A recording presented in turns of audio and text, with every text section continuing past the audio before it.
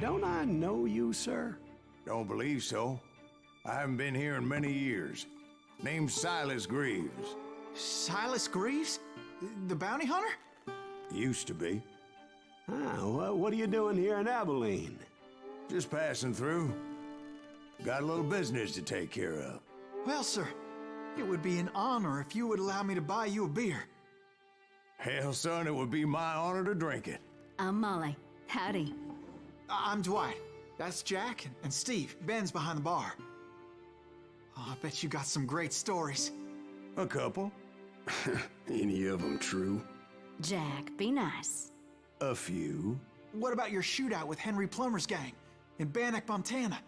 Is that where you started as a bounty hunter? That's what it says in this here dime novel. Don't believe everything you read in them dime novels, boy. First man I hunted was back when I was riding with Billy the Kid. You knew Billy the Kid? Damn right. That scrawny son of a bitch had no fear. Wouldn't back down for nobody. I heard he collected the 10 stars off any crooked lawmen who crossed him. It was a war, boy. The Lincoln County War. And Billy promised his regulators would take the life of every bastard who helped bushwhack John Tunstall. Kid had a big chip on his shoulder and a hair-trigger temper. Made him dangerous as hell.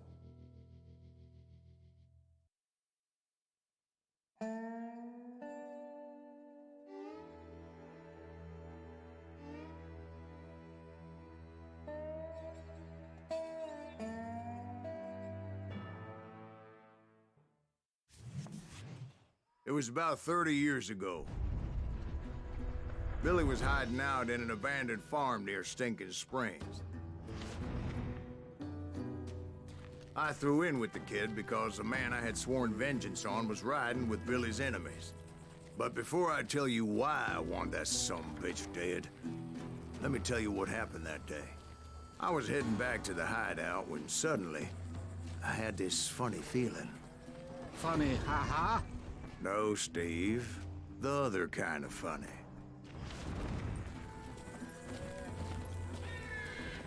You heard that. You need to stay here to keep an eye on the road.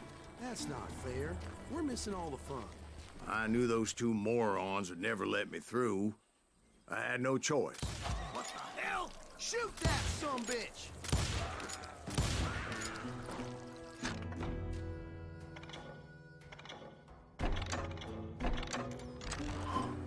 Was it Pat Garrett's posse? Oh yeah. I heard the shots and I knew I had to move fast.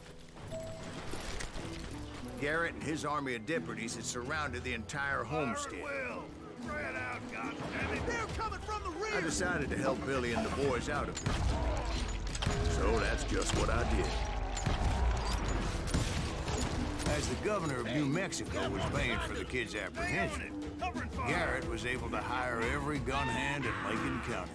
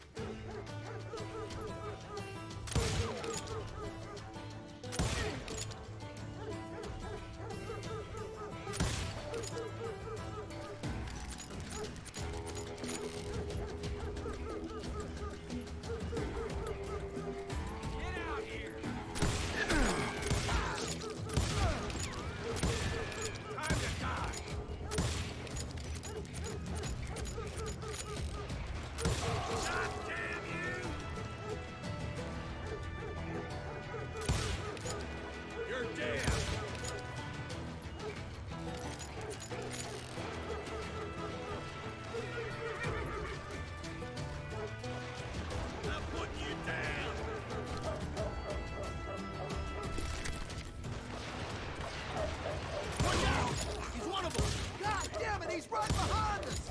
Where the hell Garrett's men were running around like a bunch of chickens with their heads cut Let's off. send these some bitches running.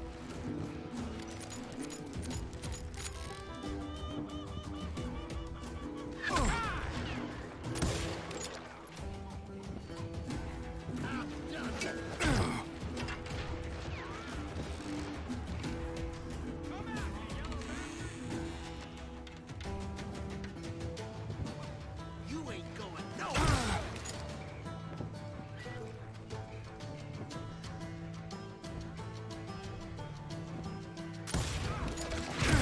Kill me too? Let's do this. I'll do you myself. Still, one of them reached the water tower. Not a bad idea.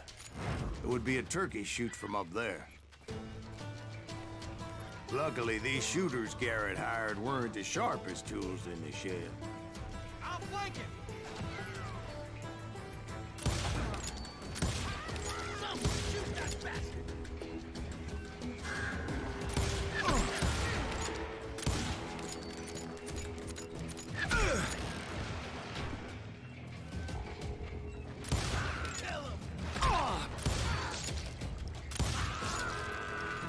A lot of them were saddle tramps or sod busters or drunken drifters looking to make a few bucks.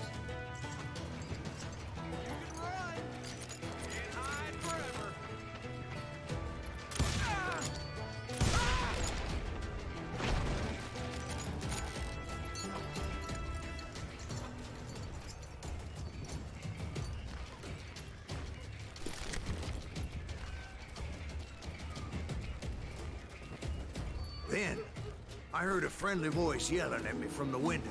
Back door! We'll cover you! Try aiming, you idiot. Truth be told, things weren't much better behind the house. Watch your flank.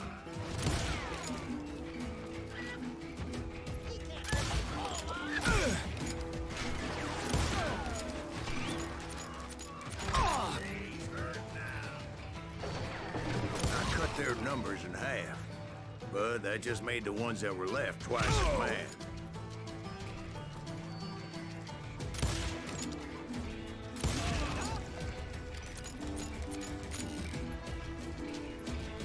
They made up for their lack of skill with a seemingly endless supply of ammo.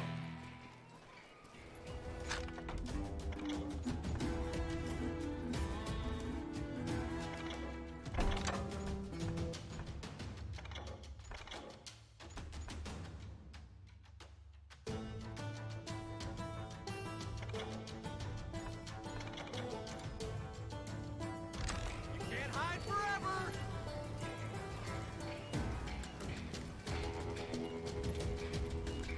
I'm putting you down. Let's do this.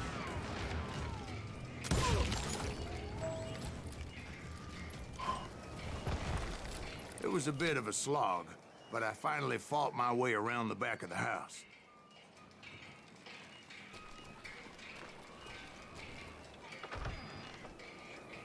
And like that, I was all be inside, dead, you none the bastards. worse for wear. I passed Dirty Dave, Deader than a rat and in a upstairs I trap. found Billy and Charlie Baldry.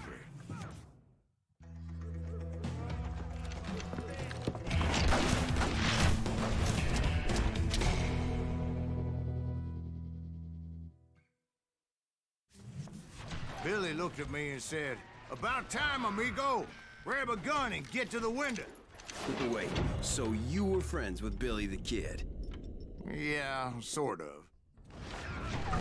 Anyway, we were surrounded by dozens of deputized shooters who wanted to do us harm.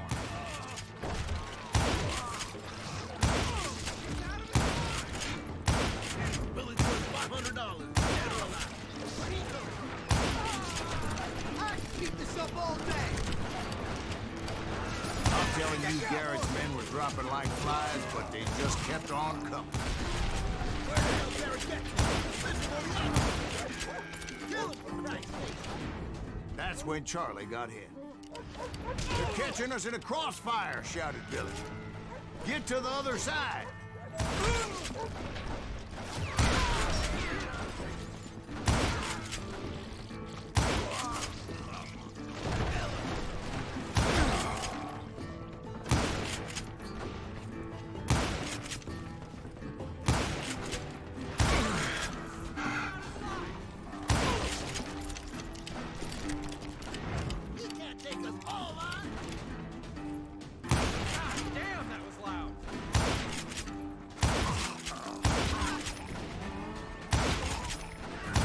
I don't know how many of those cocksuckers I personally put down, but it was pretty clear, even to Billy, that maybe discretion was the better part of valor.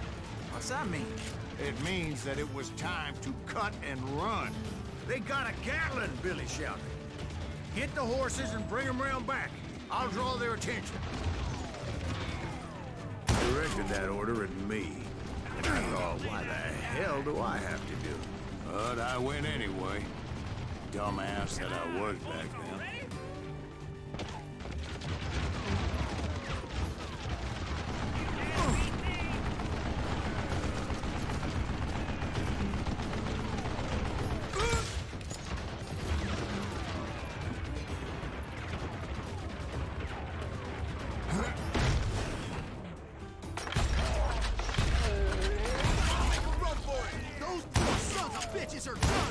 Many would have fled in my place. But I had that false sense of invincibility that many young men have. Like Jack here. What are you saying, old man? Jack is just joshing with you. Yeah, he better be. Mr. Greaves, please continue. Please, call me Silas, ma'am. Now, where was I? Dude, I dare you. You come out and I will. Waste your bullets. Go ahead.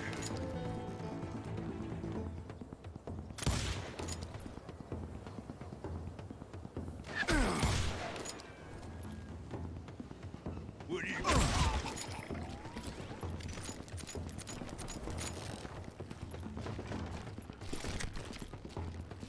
You were heading for the barn.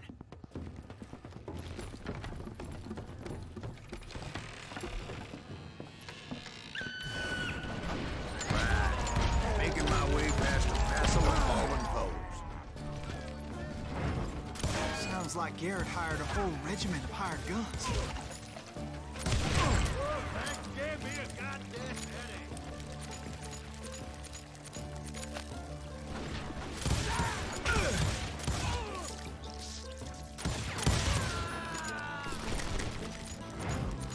Yeah, and just when I thought I was done with them, more of these hapless bastards would pop up.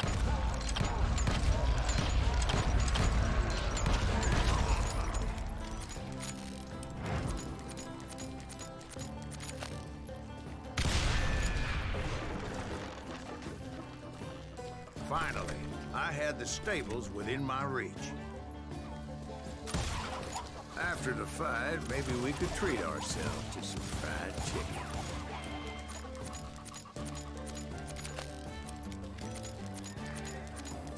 And that's when I met Sheriff Pat Garrett.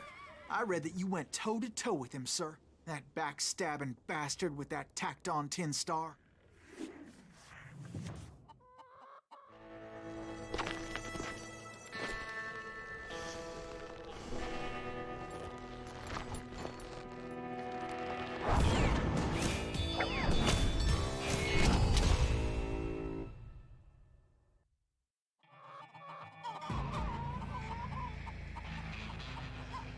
You challenged him to a showdown. You read that in a dime novel? It said he showed no fear as he took your measure with eyes like a rattlesnake.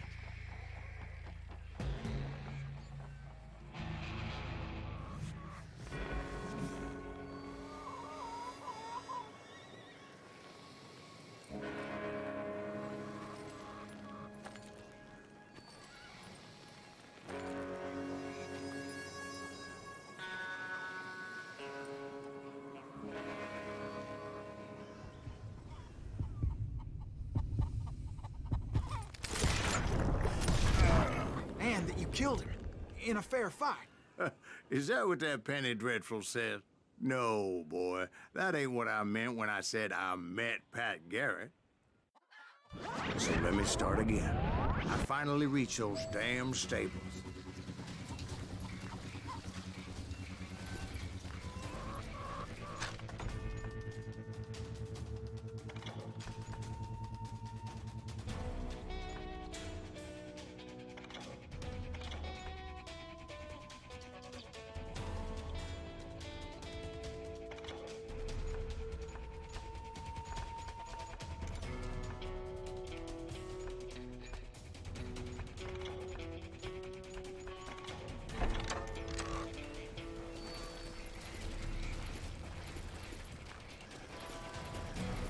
Stepped inside, and last thing I heard was Garrett's voice. That's not Billy. And go on, how did it end? And, boy, that was just the beginning.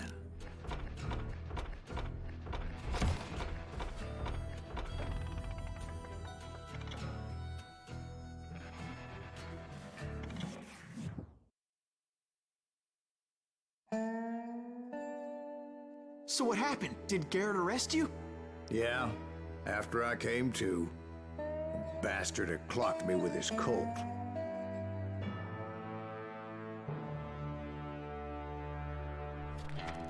And the kid surrendered? When he realized there was no getting out of there alive. So they locked you up in Lincoln? Indeed they did. Sentenced me to hang right along with the kid.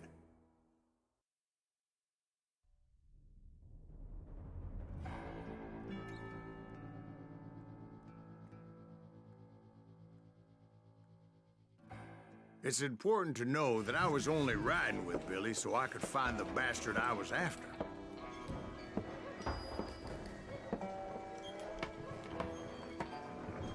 He was with John Kinney's gang, and they were sworn enemies of Billy's regulators. Why were you after him? I owed that son of a bitch a bullet for what he had done to me and mine. Instead, all I got for myself was a goddamn death sentence. Luckily, it was right around then that I heard Billy make his move. He shot Jim Bell and a few other guards as he made his getaway. Later, they wrote that some lady friend planted a pistol for him in the privy. What the papers didn't say is that Billy helped me escape, too.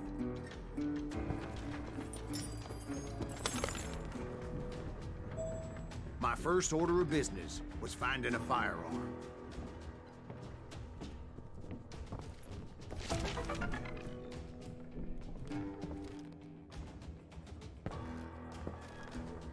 Luckily, I located Deputy Bob Ollinger's mean-ass shotgun.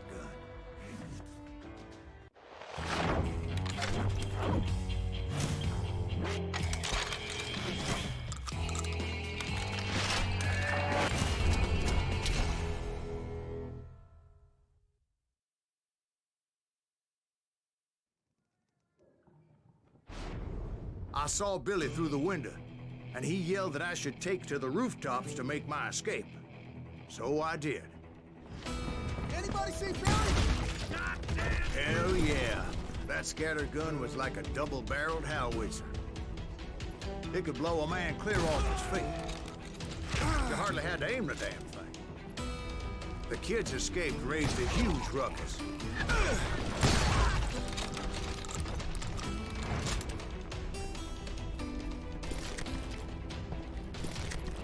Guards were everywhere looking for him. Can't let the kid get away.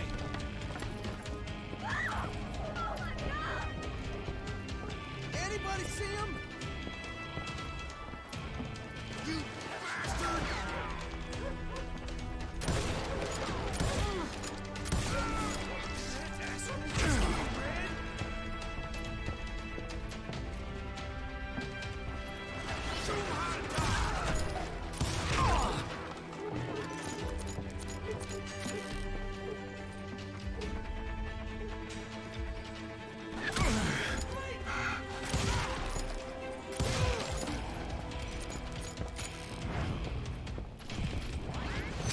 jump from roof to roof like a damn alley cat. I followed the planks where I could. Some of that wood was slippery as hell. The whole town was up in arms. And suddenly, I was a fugitive. How the hell did the kid escape? Kill him already! Oh, kick your ass!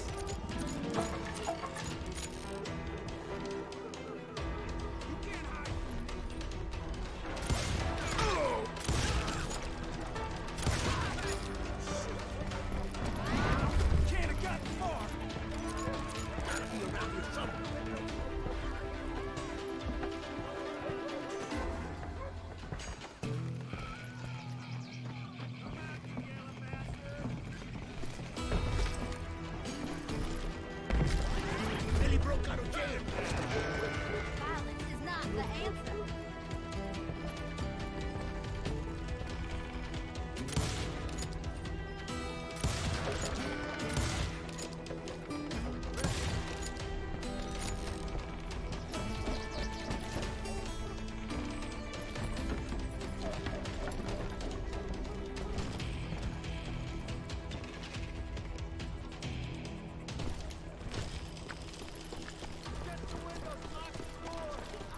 So that bastard you were after, what did he do?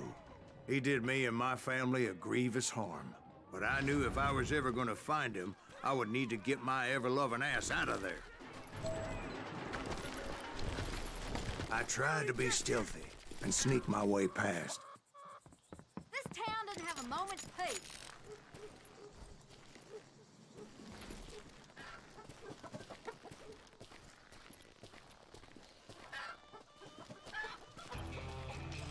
You! But hell, if they weren't all waiting for me. Apparently, some of them thought I was Billy. You hooligans can go to hell.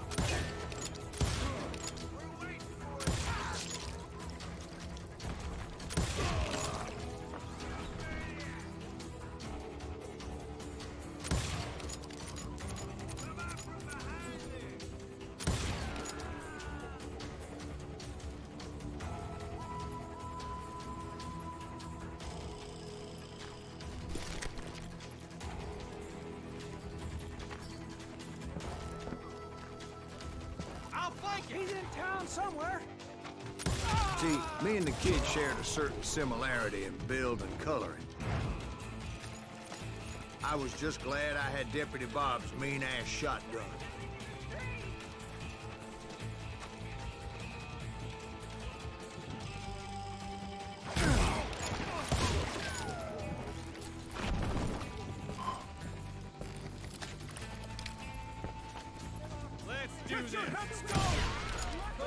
There's children here.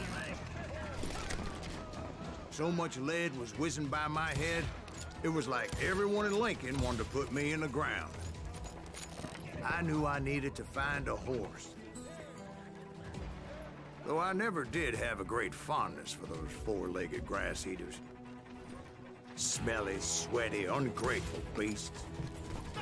We prize them too high, if you ask me. Okay, now you're really pissing me off.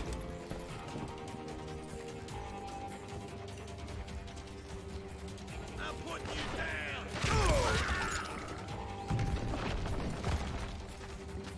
Can't hide forever.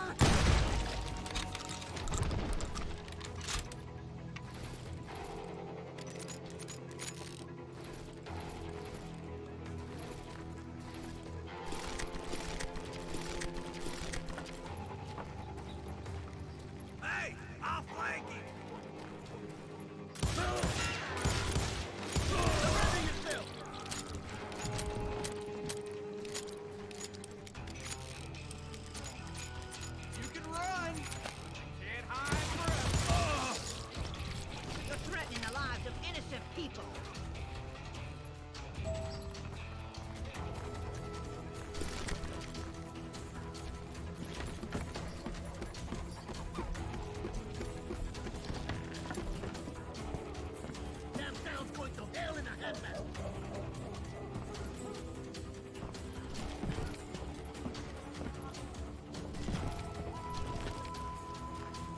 but where was the kid while you were busy getting shot at? Gone. And that's when it occurred to me why Billy set me free.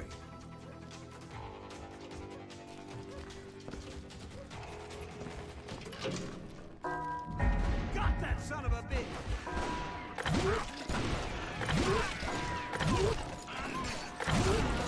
Extra decency? So I could be a hapless decoy and draw attention while he snuck out of town.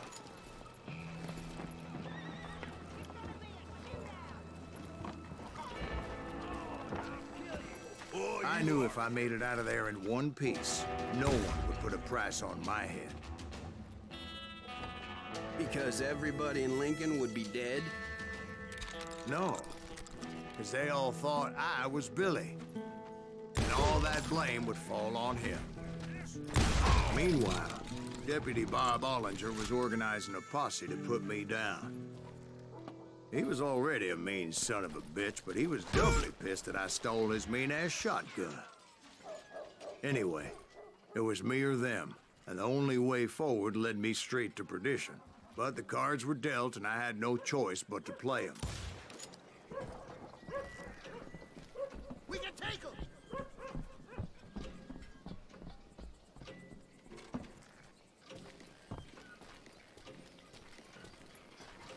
Stop him! You can run! Can't hide forever! We're gonna be in deep shit when Pat gets back!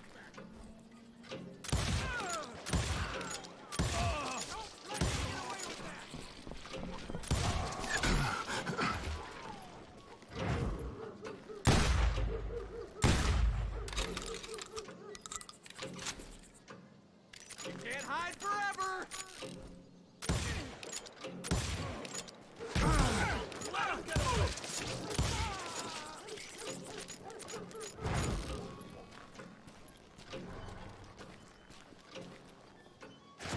You're dead! Get the women off the street! Arm yourselves! How the hell did he get away?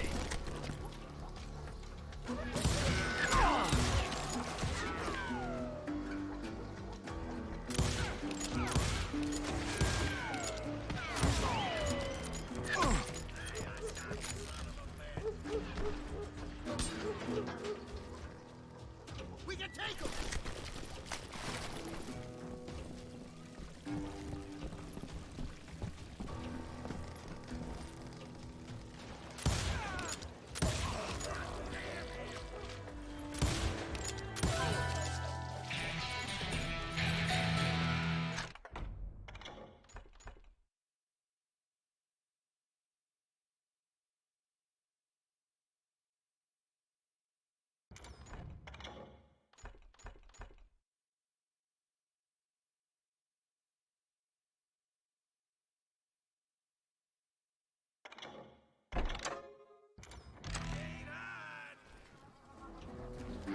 I've got this. We're gonna be in deep shit when Pat gets back.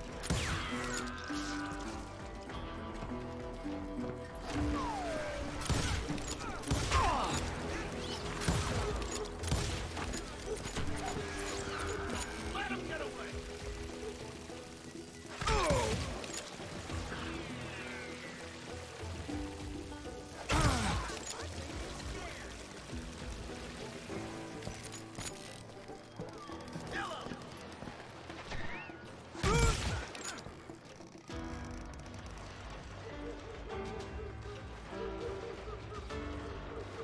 Stop him!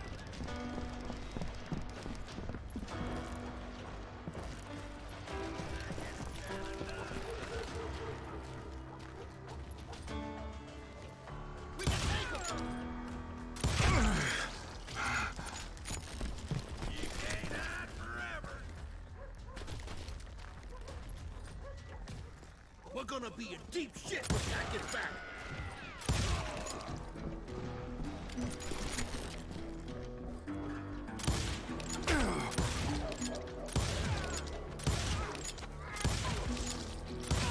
You'll die for this, you hear me?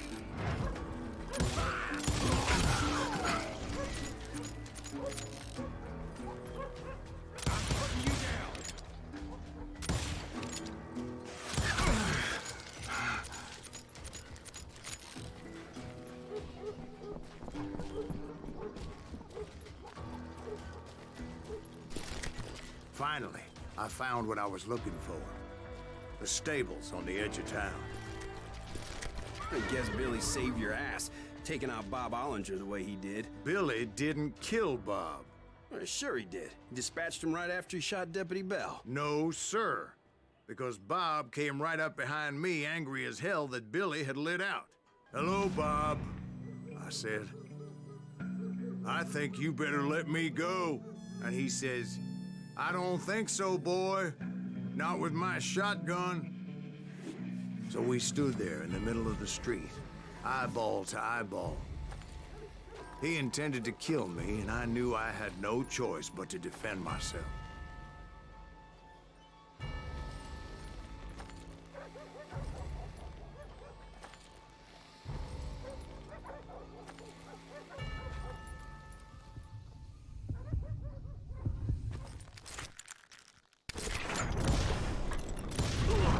I killed him in a fair fight.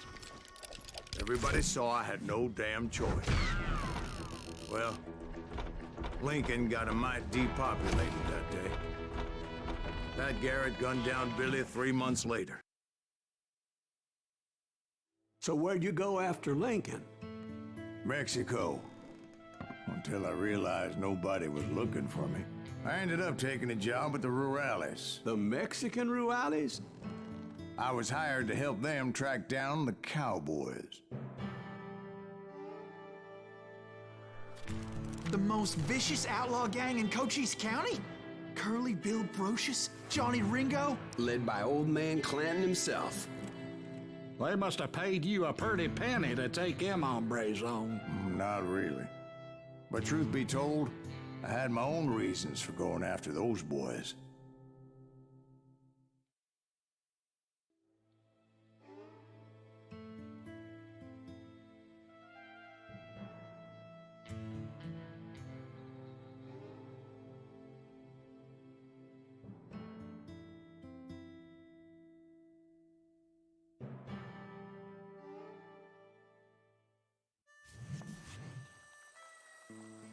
So was the bastard you were after now riding with the cowboys? Roscoe Bob Bryant was his name. Oh. But no, this time it was a different bastard I was after. The aforementioned Mr. Ringo. And yes, he was working for old man Clown.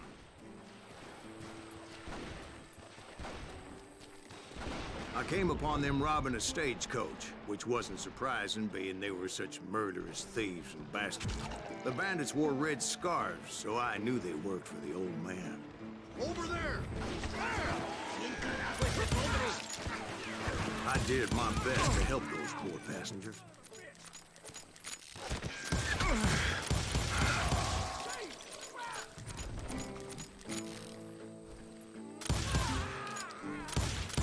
Can't outrun a bullet!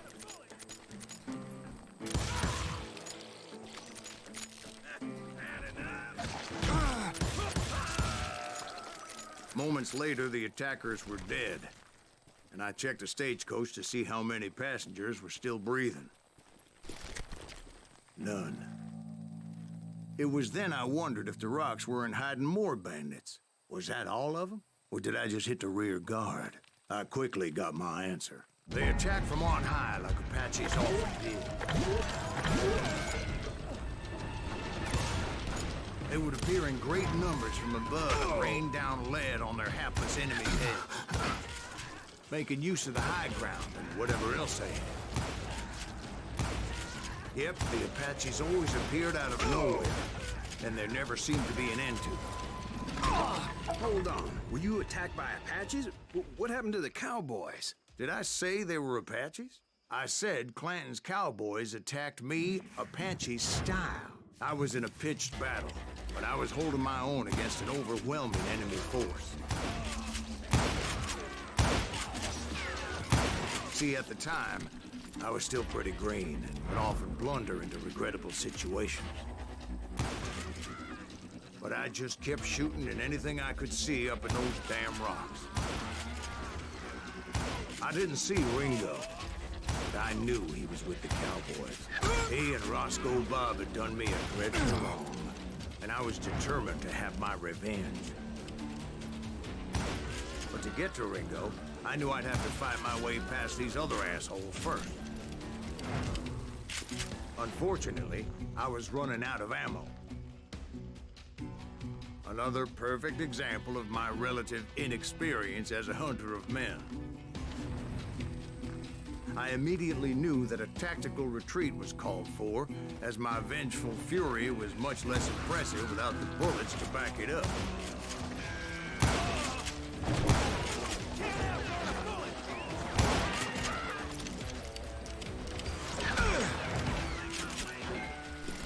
Finally, they managed to corner me. Trapped as I was, the odds of my survival seemed pretty slim.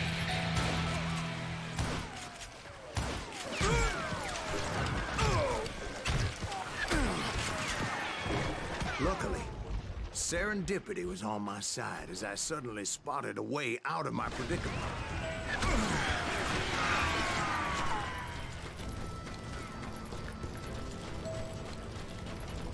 I ran ahead as if the devil himself was after me. Bullets were whizzing by my ears, but I wasn't about to roll over and die. I just kept running like there was no tomorrow. Because there wouldn't be if Clanton and his men caught up with me. As I was scurrying around those caves, I thought, what was that? Going up against a gang like this?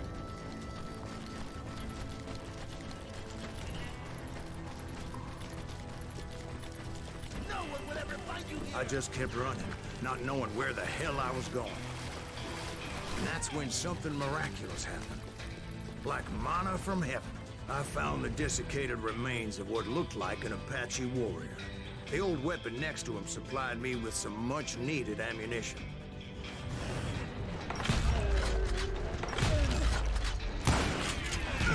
Bat Masterson once told me it was more important to be lucky than good, and he would know.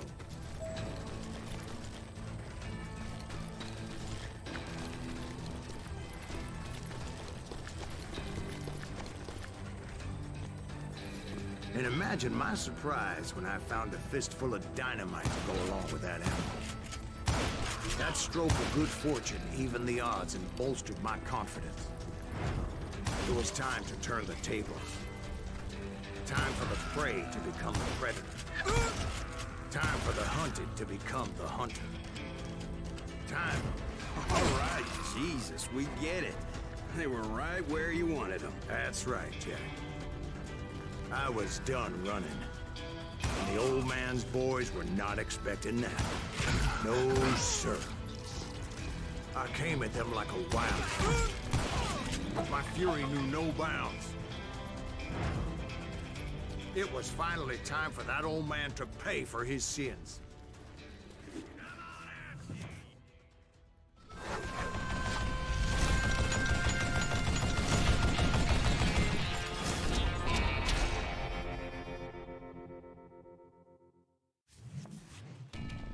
I yelled out at the top of my lungs, "Clanton, I'm coming for you!" A little stealth might have made more sense, to be perfectly honest.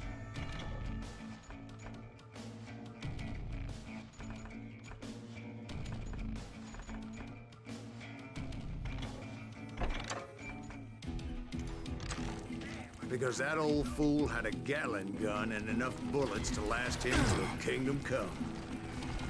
But I knew I could not let that deter me. Not if I was to find and kill Ringo. I needed to get that old man off that gun.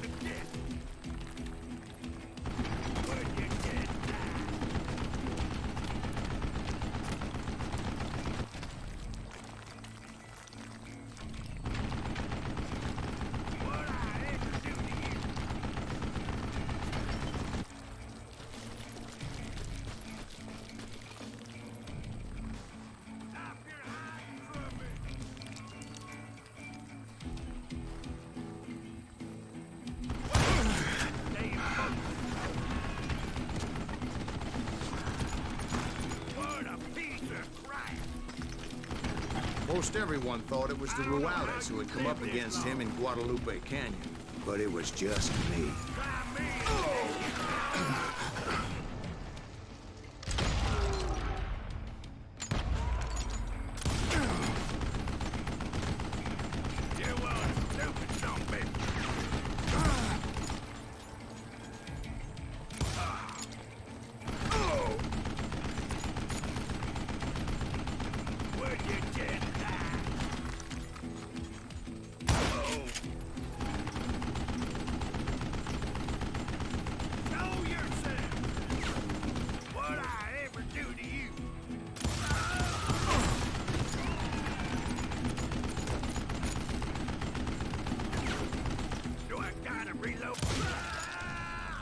Apparently, one of the cowboys made it out of there alive and told Ike and Billy Clanton that it wasn't a Mexican who took their father's life that day. They just assumed it was one of the Earps, and that little misunderstanding eventually led to that legendary gunfight at the OK Corral.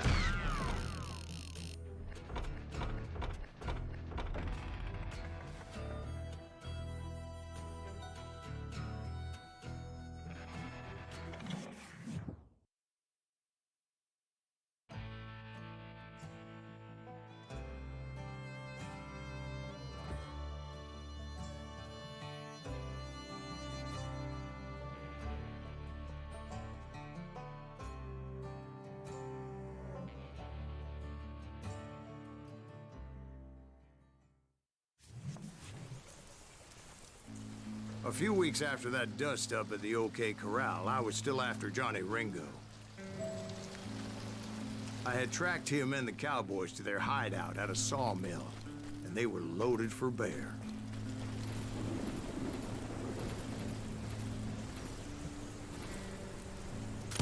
So, what exactly did Johnny Ringo do to piss you off?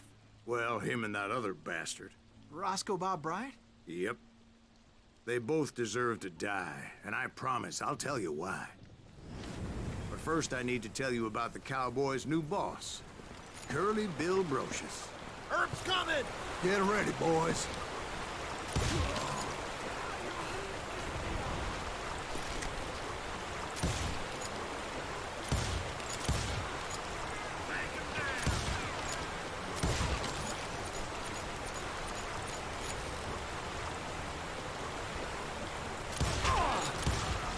Curly Bill took charge of the Cowboys upon the old man's demise, and after that gunfight at the OK Corral, the Clantons wanted revenge.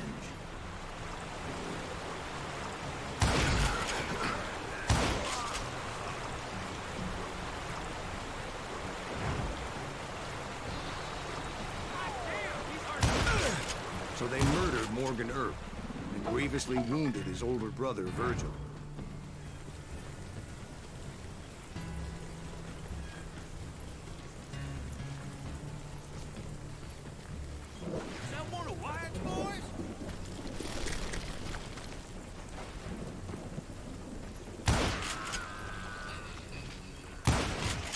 Wyatt and Doc went on what became known as the Vendetta Ride, hunting those outlaws down.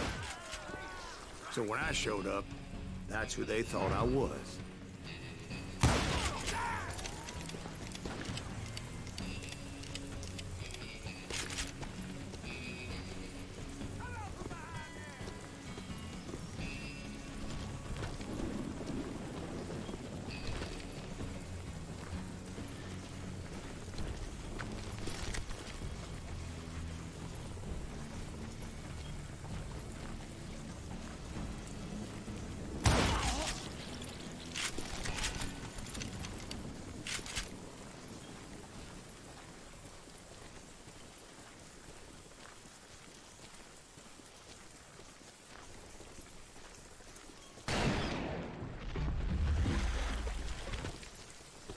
There were killers around every corner, all wearing red bandanas. That's how the Cowboys identified each other, and I was beginning to wish I had one myself. But I wasn't about to let Ringo walk away unscathed, and that's what drove me forward. They say that Ringo was infernally fast. I hardly saw anyone faster, boy. Certainly not Wyatt Earp. That man was all hat and no cap. Earp wasn't much of a match for him, but Doc Holliday might have. That lunger should have kept his nose out of it. They never charged anyone for the murder of Morgan Earp. But everybody knew that Curly shot him in the back. That was common knowledge. Yeah, maybe so. But Ringo had nothing to do with it. He was just being loyal to a friend. Is that what you call it? Being loyal? Well, to get to that loyal friend, I had to pass by some buzzsaws as big as a man. Excuse me, sir. I have a question. What's that, Dwight? After old man Clanton died, why didn't his son take over the Cowboys? Because Ike Clanton was dumber than a box of rocks and a yellow belly to boot.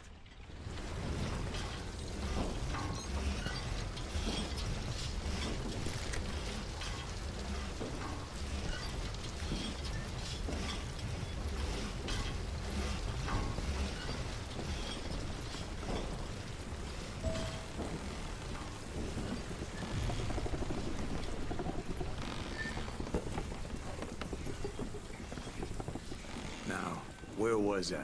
Taking down the entire cowboy gang single-handed. Indeed I was, Jack.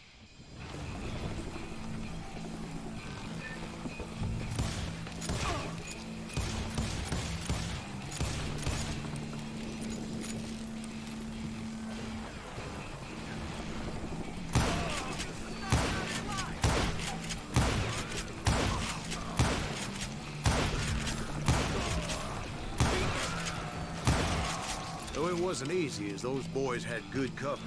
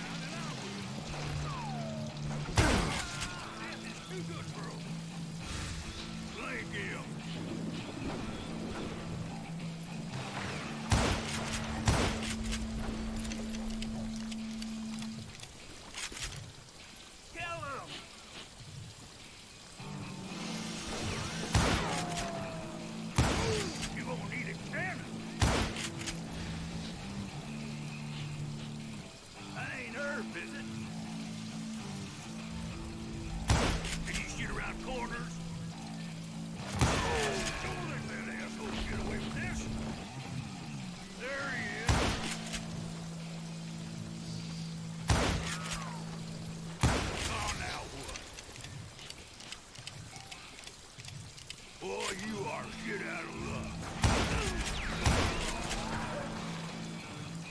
Keep shooting. I don't mind.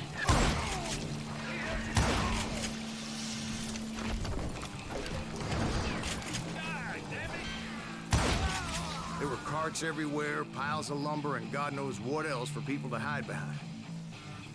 That really was one hell of a sawmill. Quite an impressive operation.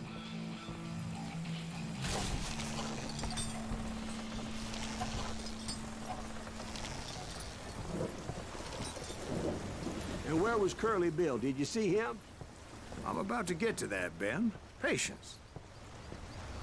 I'm painting a picture here.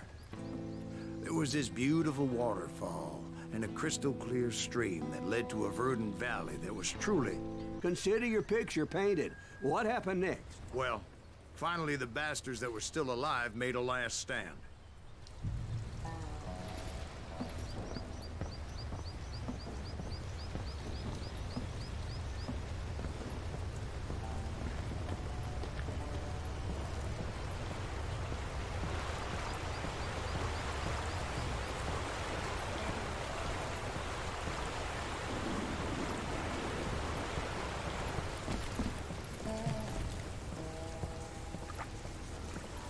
Curly Bill, Johnny Ringo, and his compadres took off into the lumber yard, and I followed after.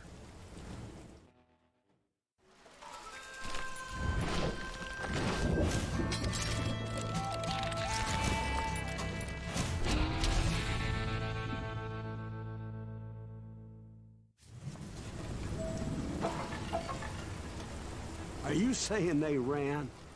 Cowardice was not in Ringo nor Curly Bill's nature. No, sir.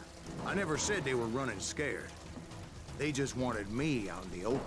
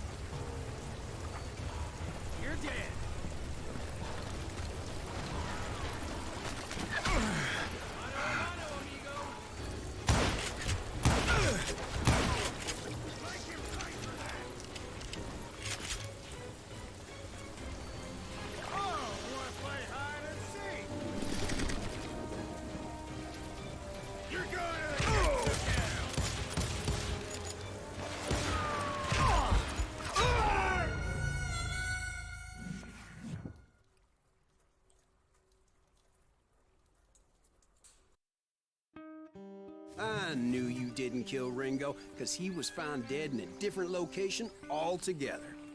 To this day, his killer is still unknown. Indeed. Took me a few months before I finally tracked his ass to West Turkey Creek Canyon.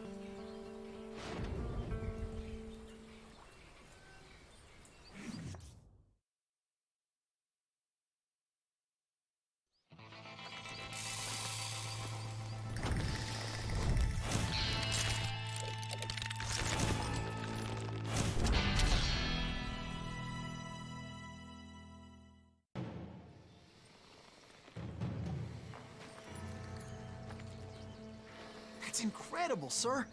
I always thought that Doc Holliday was the one that killed him.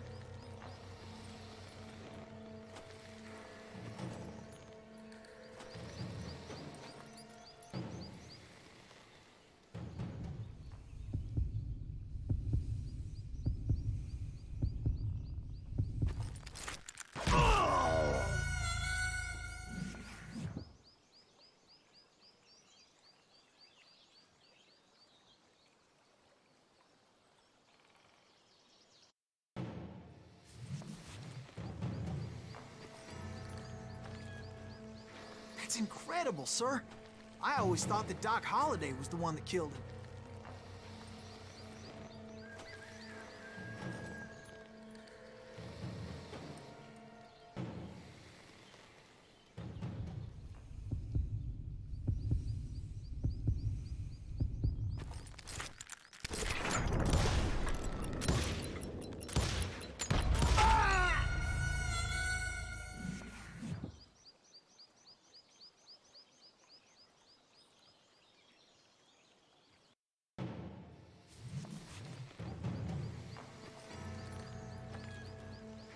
That's incredible, sir.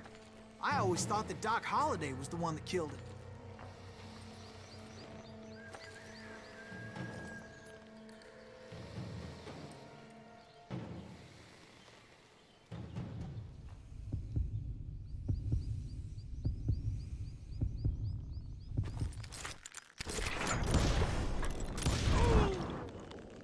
Sorry I had to ruin the legend for you, boy. But the legend ain't always true. Doc Holliday had nothing to do with the death of Johnny Ringo.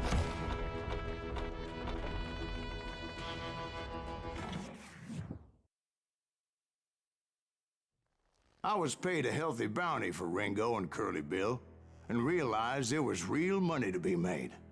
That's why I went after Henry Plummer.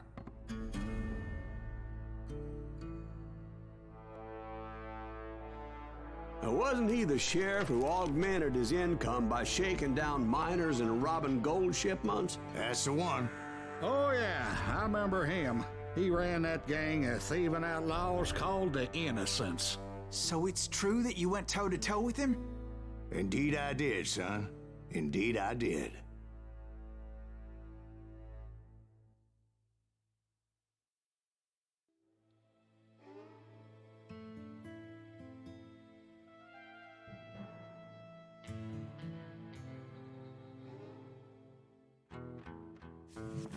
I knew I needed resources if I was going to track down Roscoe Bob Bryant, and hunting Plummer looked like a good way to get rich quick. As the local vigilantes exposed him as the leader of the bandits, and put a generous price on his head. Plummer rallied his gang to plunder one last gold mine before making their escape, and that's where I thought I'd find him.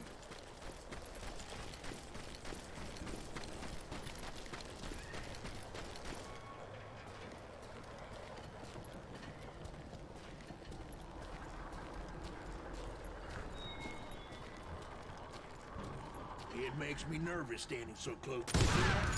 As my late father pointed out to me more than once, God made men, but Samuel Colt made them equal.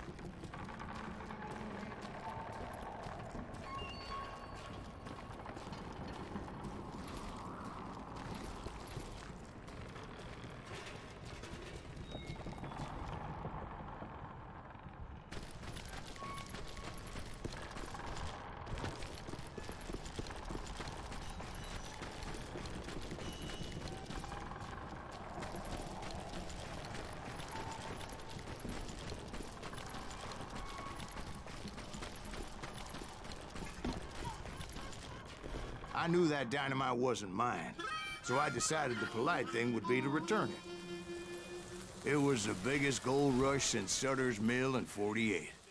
Unfortunately, prospectors weren't the only ones drawn to those riches. There were thieves and killers, robbing travelers and hijacking gold ships. Like those that ran with Plummer. Some were just regular folks I knew from town, drawn by greed and easy pickings. Charlie Crow, the blacksmith. James, who worked in the stable. Sam and Jeremiah Barber, the butcher's sons. Ordinary citizens who lived a double life. Of course, the rest were veterans of the Civil War. Stone-cold killers trained on the bloody fields of Shiloh and Antietam. Plummer had a lot of men on his payroll. A hell of a lot. That son of a bitch pretended to protect the public with one hand while stealing them blind with the other. He set up a defensive perimeter which I had no idea how to breach. Dangerous, desperate individuals. I was outnumbered and in way over my head, but I was too damn stubborn and stupid to realize it. They must have thought I was touched. Or had some kind of death wish, seeing that there were barrels of gunpowder everywhere. Watch out for the goddamn gunpowder! One stray bullet, one stray spark, and I'd be blown to hell and gone. I thought I was some kind of hero. I finally made it past and headed on to meet my destiny. But first, I had something I needed to figure out. I had a few ideas on how to get into that mine, but once I made my decision, I knew there was no turning back. So my first thought was to enter the nearest mine portal. I saw an entrance. Made sense. It was the quickest way in, but that also made it more dangerous, as there would undoubtedly be enemy pickets posted along the way.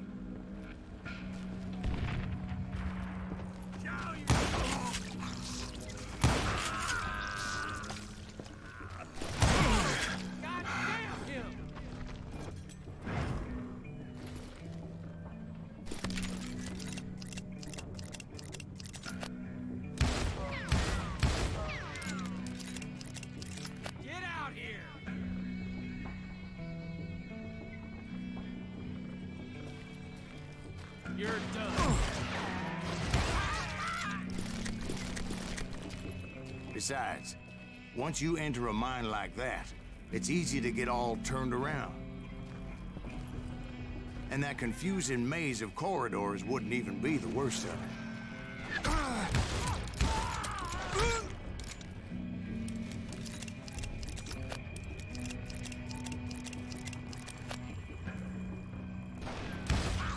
Some of those shafts could be as deep as hell. Come out from behind there.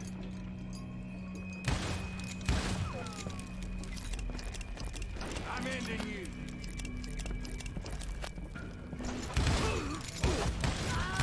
A single stumble or misstep can easily end in a deadly plunge to oblivion.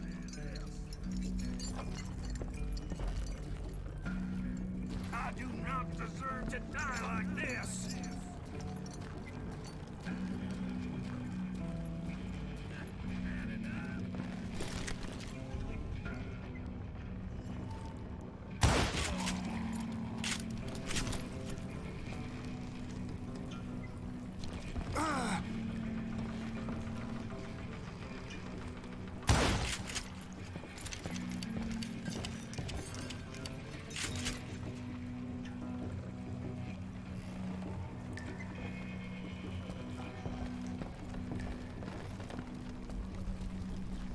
Quick reflexes often make up for a lack of common sense. Luckily, I was never one to be easily bushwhacked.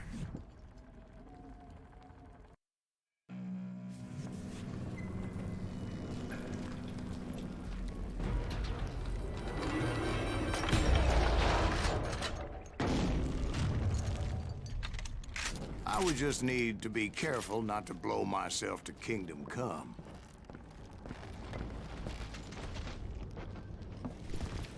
With all that gunpowder and dynamite everywhere, a body has to know what he's shooting at. You can't hide forever.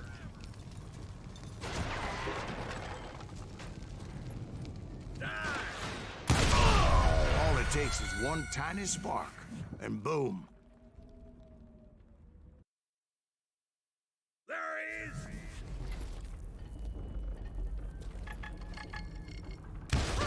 Okay, now you're really pissing me off.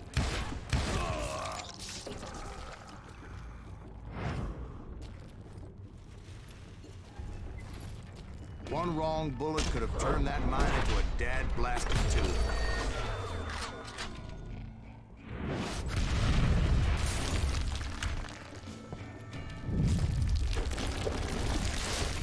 I freely admit that my plan of attack was not just moronic, but clearly insane.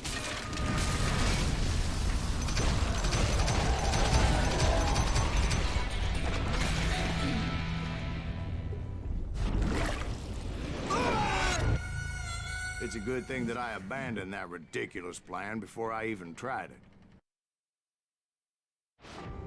Instead, I spotted a ladder, a way into the mine from the opposite side.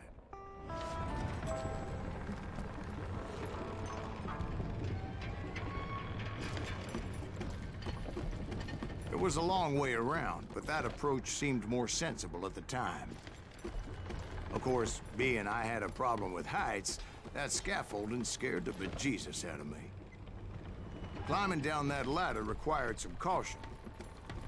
Because even though I had a younger man's reflexes, no man can dodge a damn bullet while climbing down a rickety ladder. I needed to make a leap of faith. It ain't easy when you're suspended between heaven and hell. I was determined not to give up, however.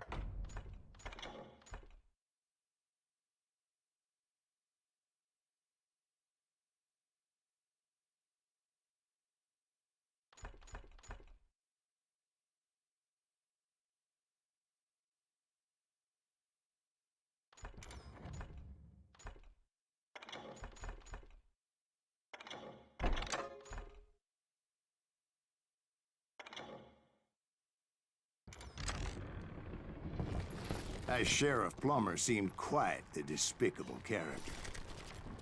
When the vigilantes discovered what the sheriff was up to, people were outraged. That 10,000 they put on his head would go a long way to helping me find old Bob.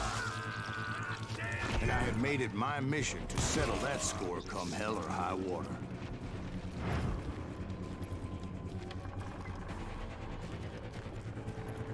But first, I would have to make a choice. Take the elevator or climb the ladder.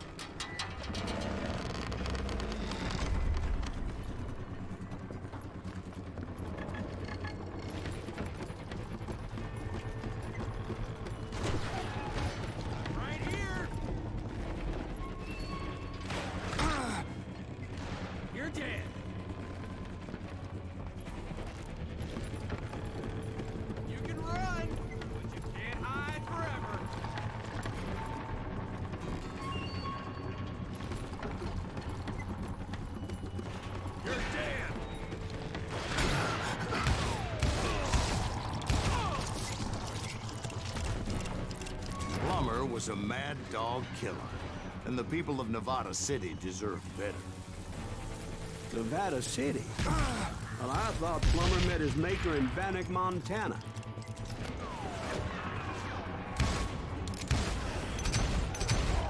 Right, well, he was the sheriff of both places at one time or another, but that's neither here nor there. The point was, taking him down would save a lot of lives, including my own.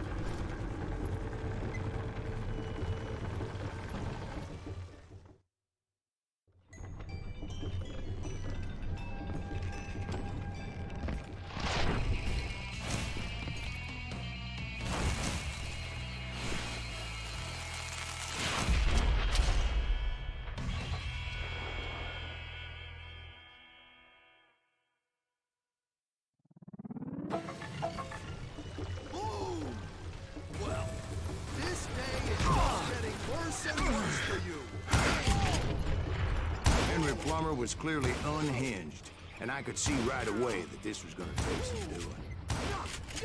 I need some help here! Come on, boys! Take this cocksucker out! And you shoot.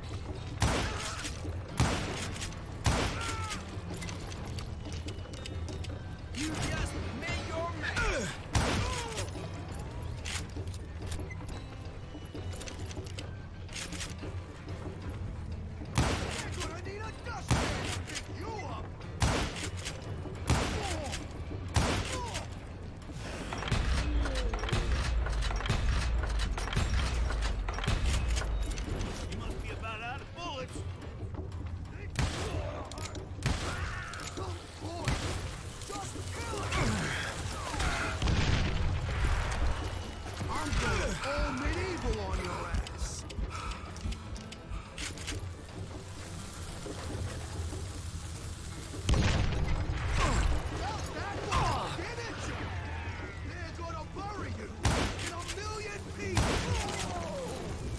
So that's how Henry Plummer died. Him and his crew were worth their weight in gold. And now, I was officially a bounty hunter.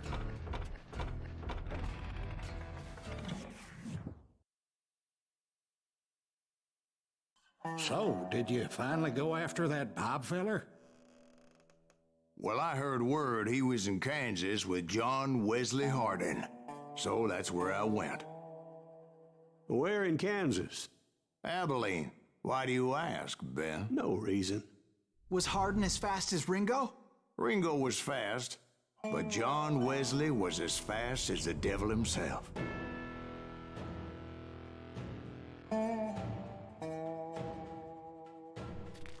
Hell, he killed his first man at 15.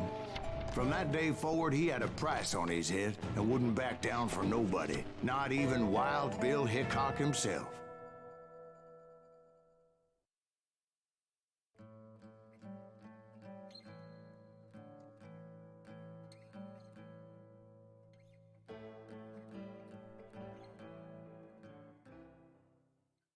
I dodged death many a time, and that night in Abilene was no different.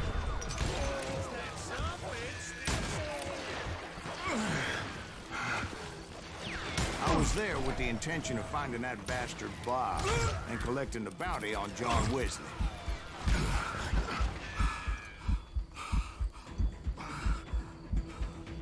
There he is!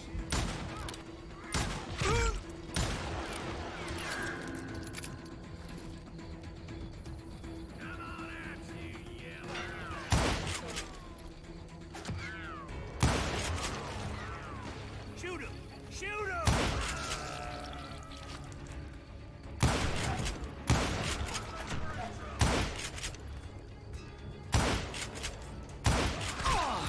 Damn him! What are you?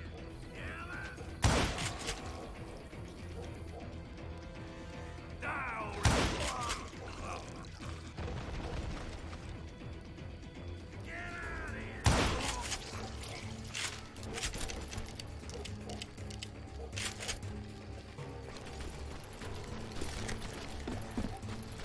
I thought the Texas Rangers got Hardin. Yeah, that's what they want you to believe. It was cold and a witch's tit and a brass bra that night as I fought my way past his loyal compadres to the very same saloon we're sitting in today.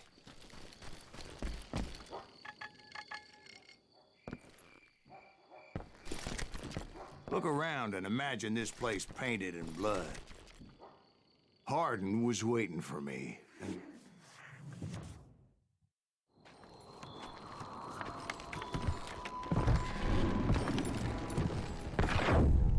wait, I'm jumping the gun here. Let me back up and give you some background on this sumbitch. He deserves that much. Don't you think so, Ben? John Wesley Hardin was a killer. By the end, he confessed to taking the lives of 42 men. Fathers and husbands, brothers and sons, men with families who cared about them. He was a bona fide folk hero by then, and had amassed a gang of armed miscreants and other assorted thugs. He and his men set up camp outside of town, and I was hoping Bob was among them. Shit! Shoot that son of a bitch! They didn't ask why I was there. They knew, as most of them were wanted as well. I figured Hardin was here somewhere, but to get to him, I'd have to get past his gun hands. I had to spill a lot of blood to find out Hardin wasn't in that camp. He was carousing in town with his closest friends. Hardin's boys apparently didn't want me to reach the Bull's Head. Some were hightailing it into town to inform their jefe of my unwelcome presence.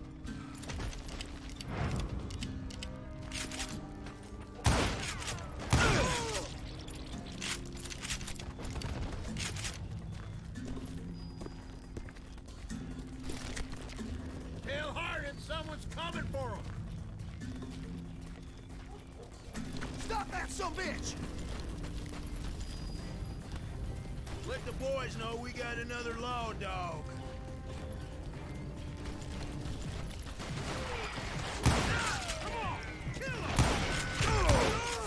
I wondered if Bob was among them.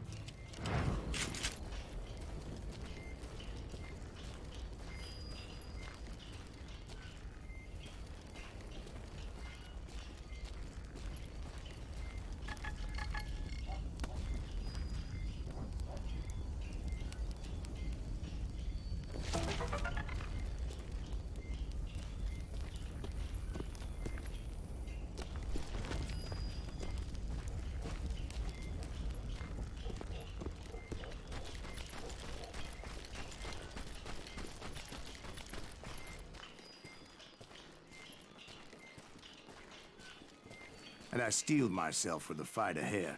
For as good as I was, deep down I wondered if John Wesley wasn't just a little bit better.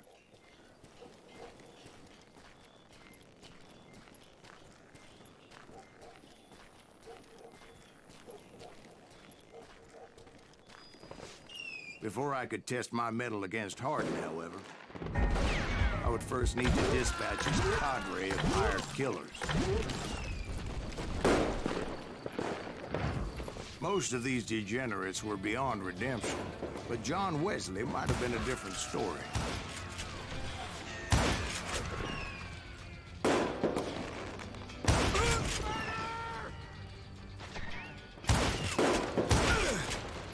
Crazy bastard!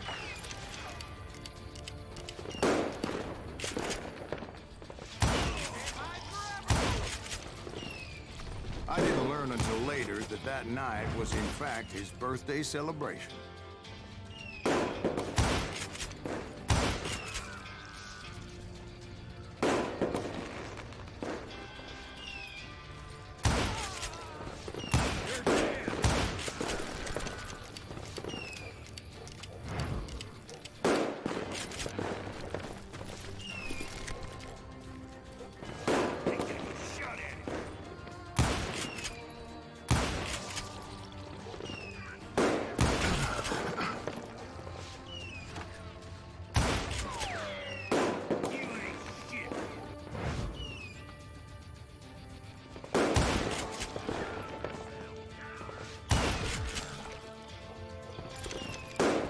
I think I already mentioned that I found Hardin in this very saloon.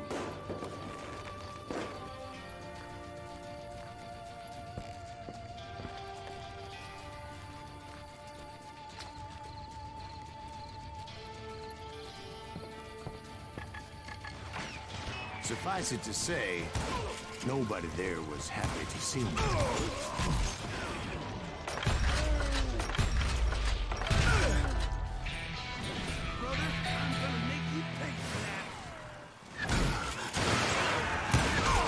In fact, I felt a certain hostility. You can't hide forever! He's cut us down like cordwood!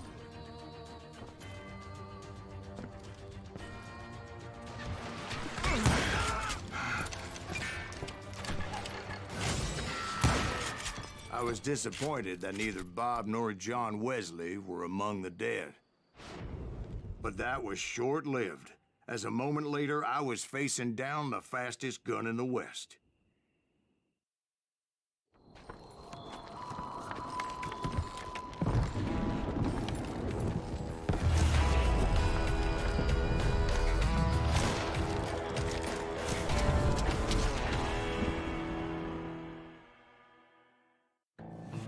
I felt a bolt of adrenaline, or maybe that was fear. He was well known for his tricks, and I knew I'd need my own if I was ever to defeat him.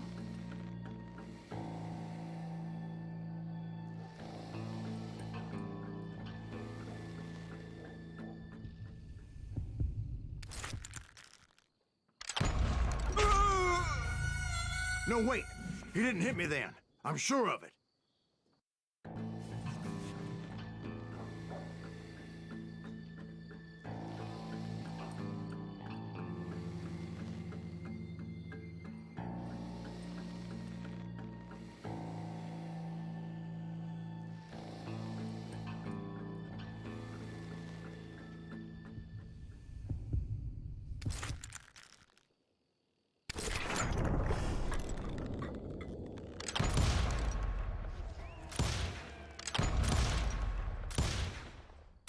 That man was faster than greased lightning. But being inebriated as he was, he didn't count his shots. And now, he was at my mercy. So he didn't die? No, I sent him to prison. Years later, after he was free, some restless Avenger took his life. Shot him in the back in a saloon just like this one. Anybody up for another beer? Ben?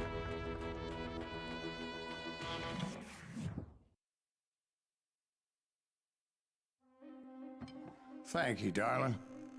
Yeah, some say revenge is a dish best served cold. So whatever happened to that Bob guy you were after?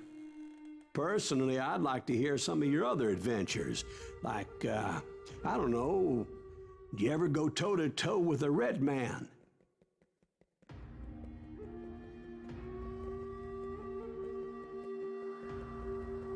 Yes, I did, Ben. I remember once I was after this renegade Apache, Grey Wolf. Strangely enough, revenge was also his primary motivation.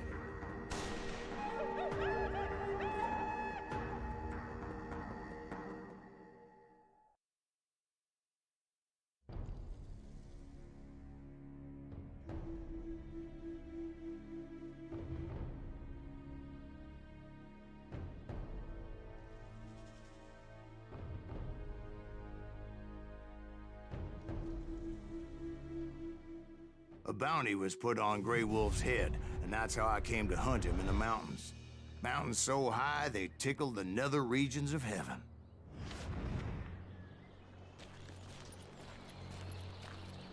Grey Wolf was a Chiricahua Apache medicine man who had led a war party in revenge for a massacre against his people.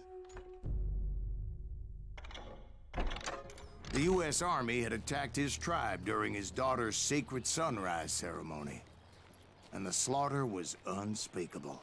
I understood his anger, as there's nothing more traumatic than seeing those you love die in a cruel and painful death.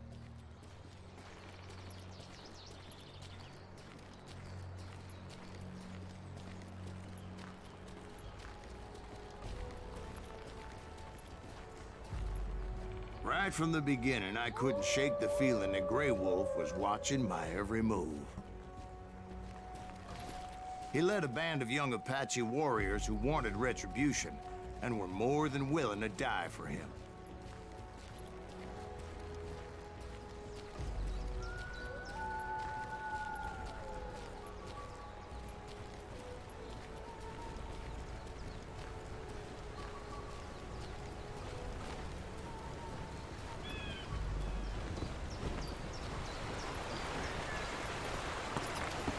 They saw me before I saw them.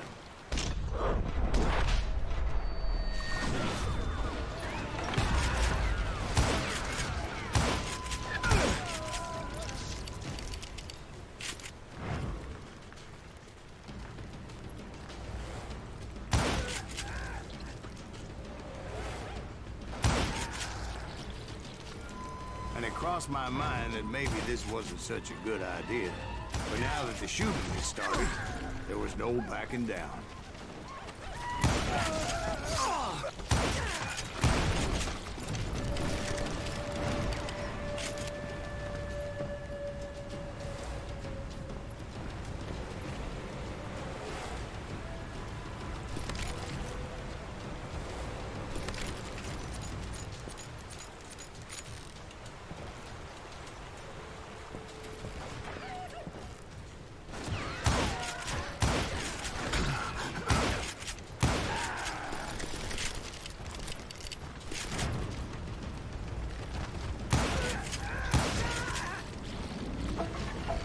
It was rugged country, the winter home of the Chiricahuas, and that's why they had retreated there.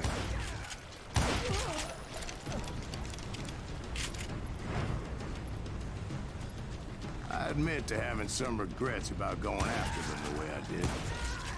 But then again, I got a lot of those.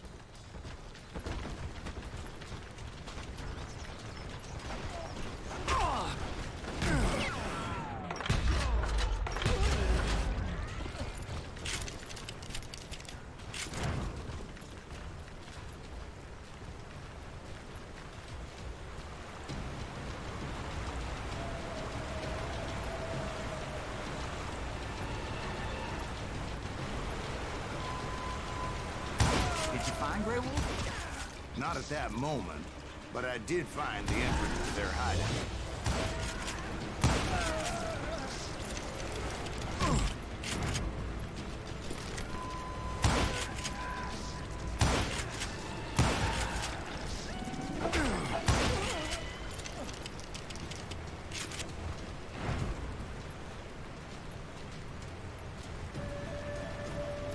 A deep crevice that led to a deeper cave. Don't tell me you went in there. Yeah, but it's not out of bravery so much as pure, angry cussedness.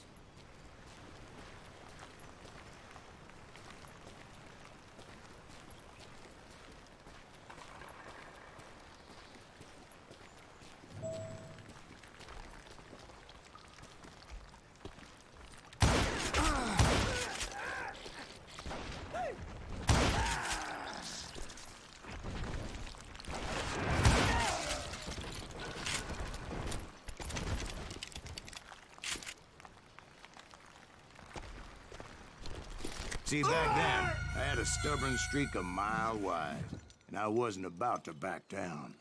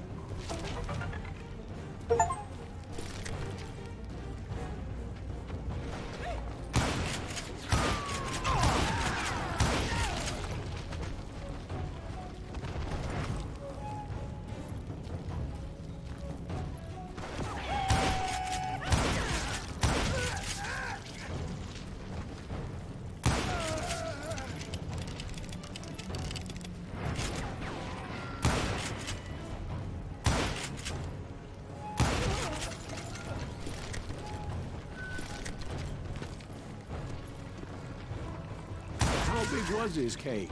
Big as hell, Ben. Chiricahua had hid out there during the Indian Wars.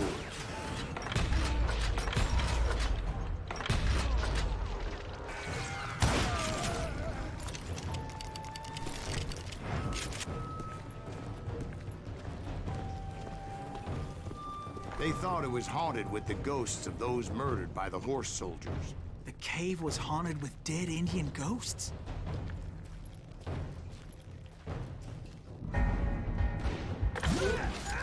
To be honest, I was more concerned with the live ones than the dead ones.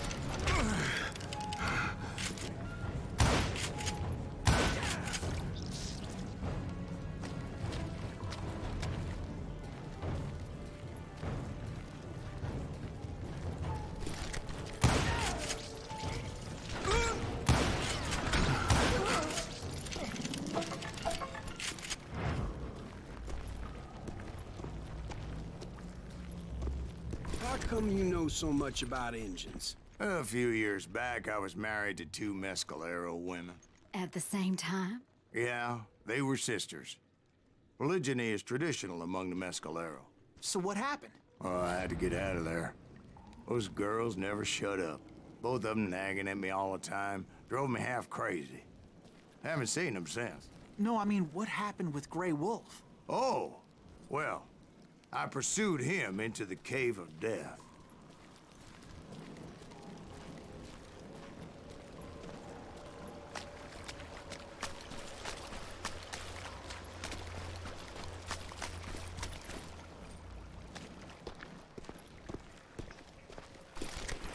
I came upon this flooded grotto, and that's when I saw him.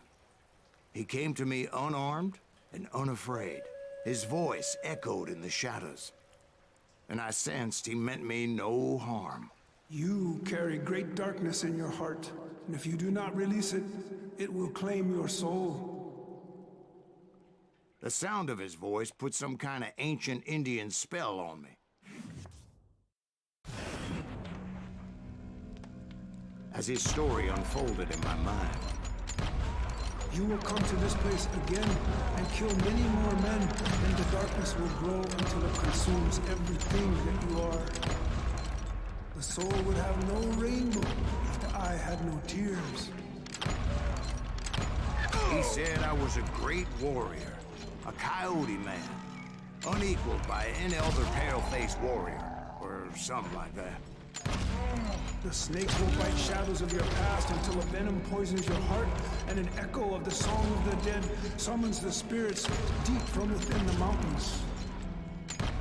I didn't quite get what he was saying, but there was definitely snakes.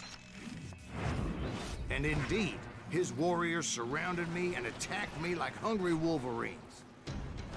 They couldn't stop me, though, and Grey Wolf wasn't in the mood for idle talk.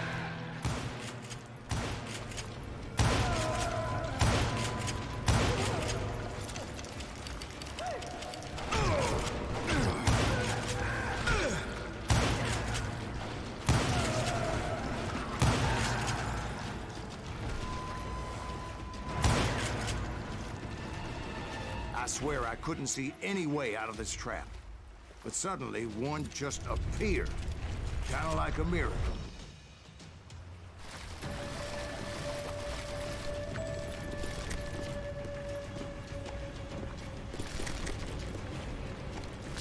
I felt like I would be lost in that damn cave forever.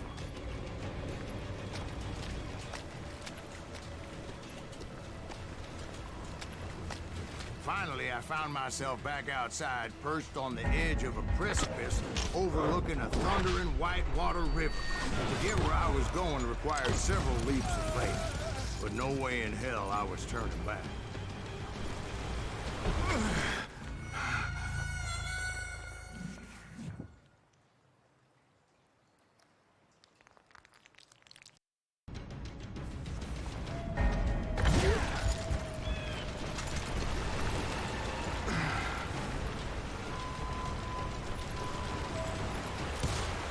I chased after him, determined to make him explain the meaning of all that mumbo-jumbo.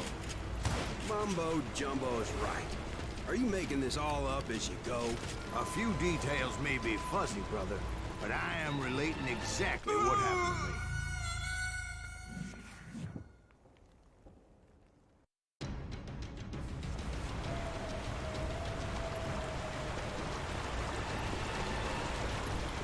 There were dozens of Apache warriors aiming at me from on high. Dozens? Well, maybe not dozens, but there was a lot of them. At least 3 or 4. Well, more than that, little lady.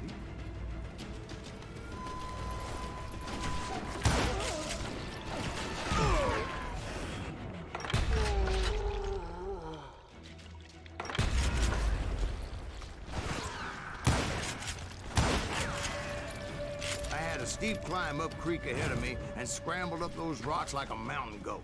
I was determined to locate Grey Wolf and find out exactly what the hell he was trying to tell me. And wouldn't you know it, that crafty son of a bitch led me right into a trap. What kind of trap? Well, son, there had to be at least 100 Apaches surrounding me. 100? God be my witness. Oh, come on. Who are you kidding? Hey, I believe you. Come on, tell us how it ended. All right, but I'm not gonna drag this out. Where were we? You were surrounded by 100 Apache warriors. Well, I didn't take the time to count them exactly, but there were a lot of them.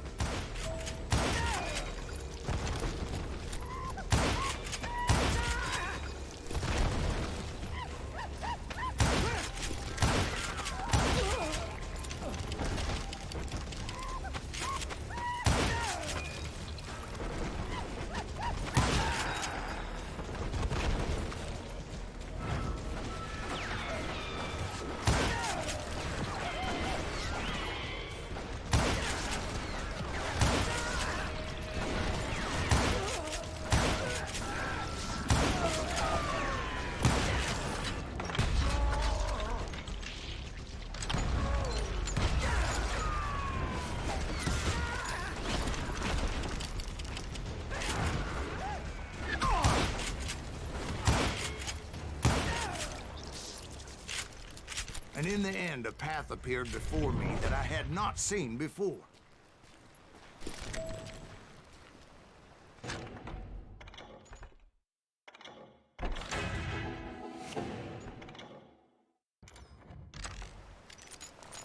I followed it as I desperately needed to find out what Grey Wolf was trying to tell me.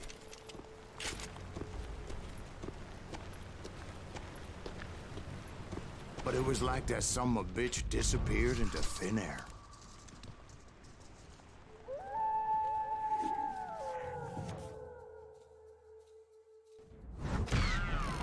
Never did find him. And never did collect my goddamn bounty.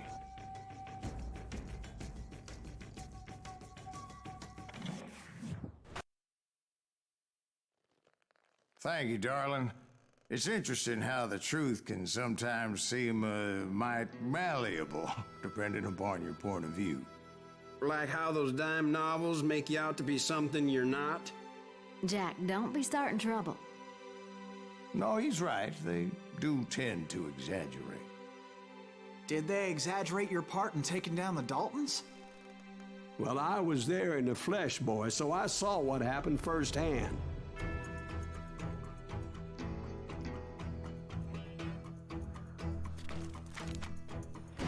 Those Daltons were lawmen once, before they all went bad, robbing banks and trains clear across the territory. Until Coffeeville, of course. I was one of the citizens who took up arms that day. Fighting on the side of the right? I did my best, sir. We all did.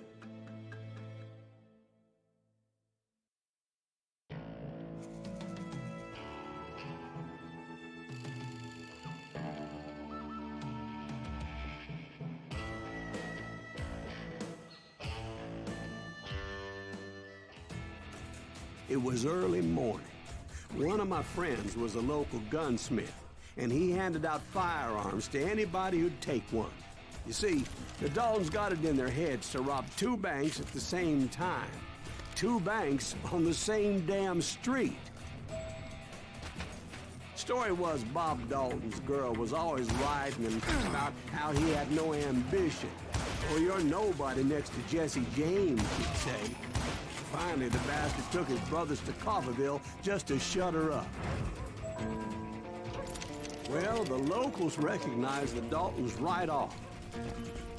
Before they could get away, half the town took up arms to defend their property.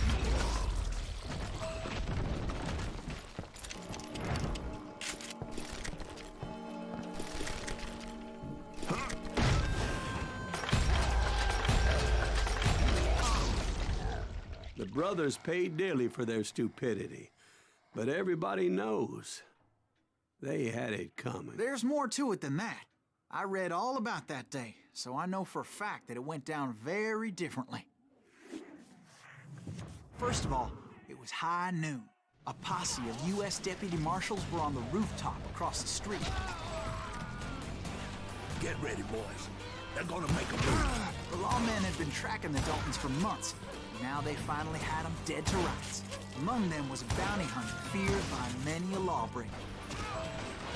The marshals tried to get the Daltons to surrender. They'll give up eventually. We just gotta wait the son of the bitches out. This bounty hunter knew that the brothers were far too proud to ever lay down their guns. he went in there alone to confront those criminals. One of the marshals shouted, "Where are you going? Are you crazy?" Hey, where do you think you're going, dumbass? That rifle's mine. But he paid him no mind. He saw a way to get around to the back of the bank. Then he figured out how to hit the Daltons from a direction they weren't expecting.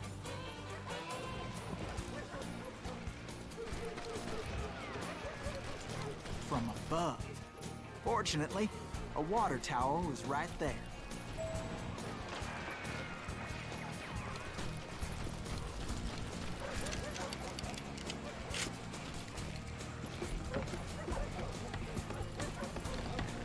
A moment later, he was climbing up a steep ladder, laughing at danger as he did.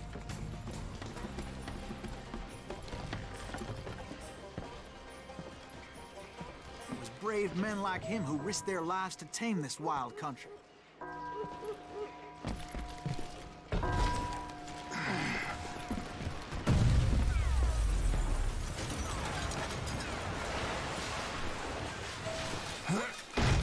We've got company. Heroic men like him, who did what other men couldn't or wouldn't to make this country free. Like Jim Bowie and Davy Crockett, who died Is that defending the Silas Alamo. Greaves? Son of a bitch!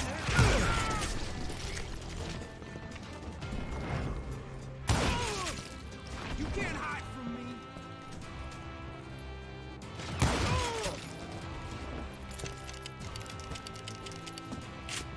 Come on, kill him!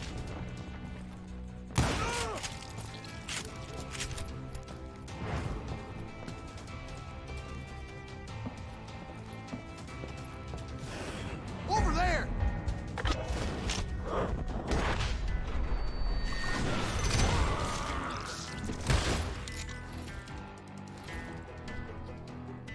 That's Silas Greaves! What the hell? Blam! Blam! He came away victorious, taking down those thieving Daltons. His name? Silas Greaves. And when the dust finally settled, he was the last man standing. Sorry, kid, but that just wasn't the way it happened.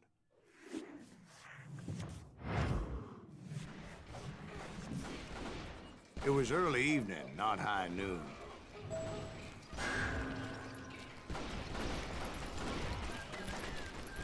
I was late to the party, and Coffeeville was already up in arms. The Daltons blew up a safe, and were all set to hightail it out of there. Those pathetic deputies surrounding the bank were dropping like flies.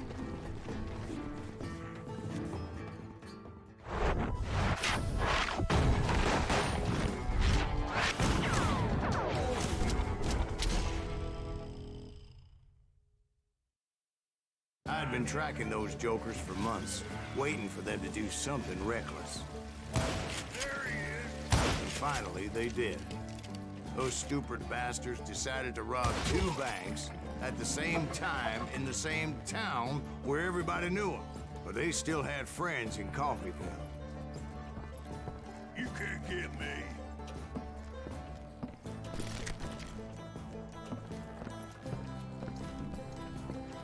Can you shoot around corners? There you go.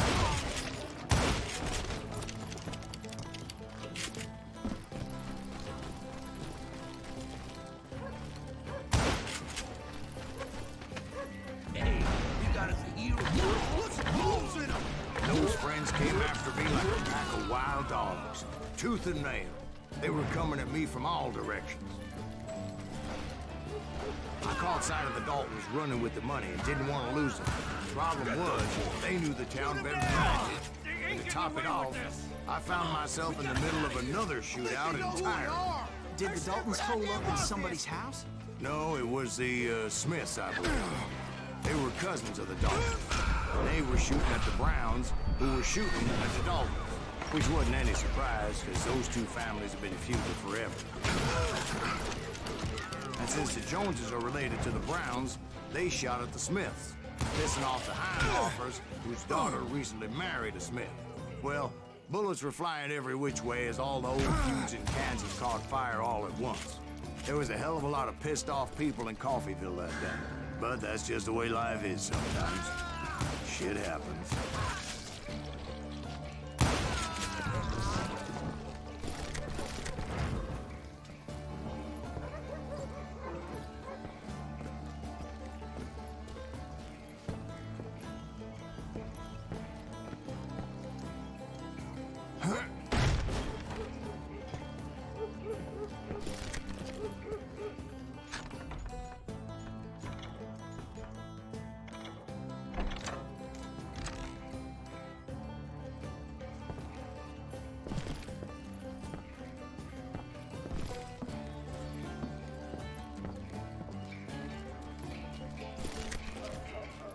The Dalton boys knew I would never give up.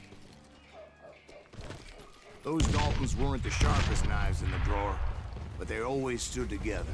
They set a trap to slow me down and allow at least 2 of them to escape. The third brother stayed behind to plant me, just in case that trap of theirs didn't work.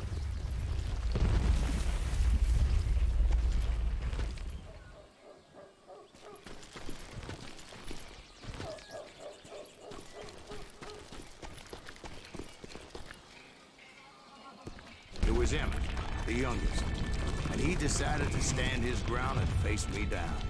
I ain't afraid of you, Silas Greaves. This is where it ends for you. He was determined to protect his brothers. And I understood how he felt. Taking me on all by his lonesome wasn't exactly a recipe for a long life. Gonna beat you like a red-headed stepchild.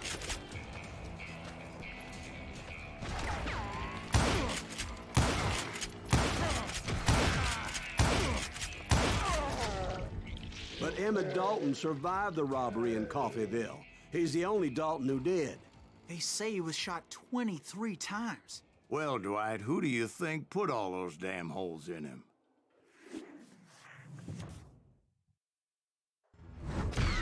But I have to admit, that boy had grit.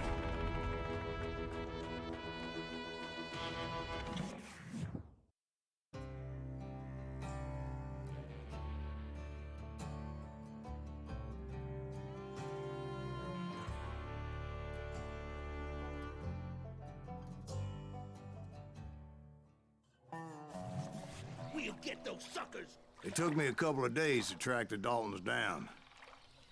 They can't get away with this. And in that time, a whole posse of local vigilantes offered to lend a hand. We'll track them to the ends of the earth. They seemed as determined as me to find those outlaws. But as we headed into those swamps, it was like I had my own private army.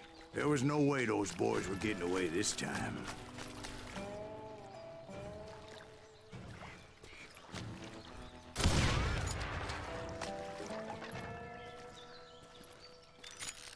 It was early fall, right?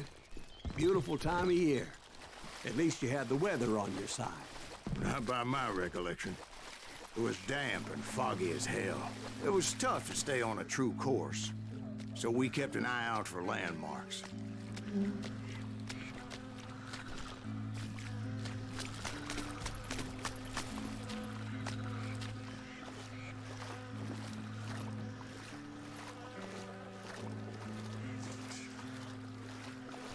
It was autumn. The maple trees were in full color, red as blood.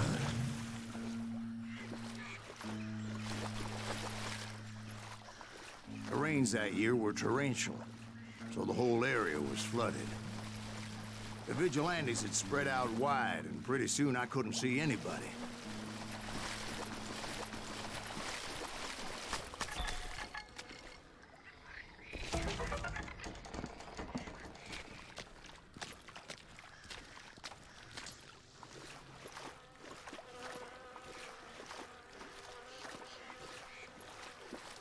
Bury them in the swamp. Plant them where they stand. Except for some bitches ahead of me wanted to do me harm, so I had to face them alone. I wondered why my compatriots didn't come running when they heard the shots.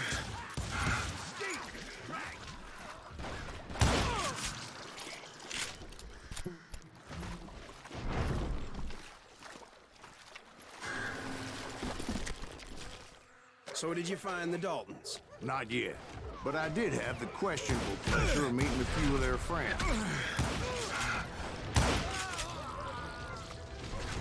You bastard!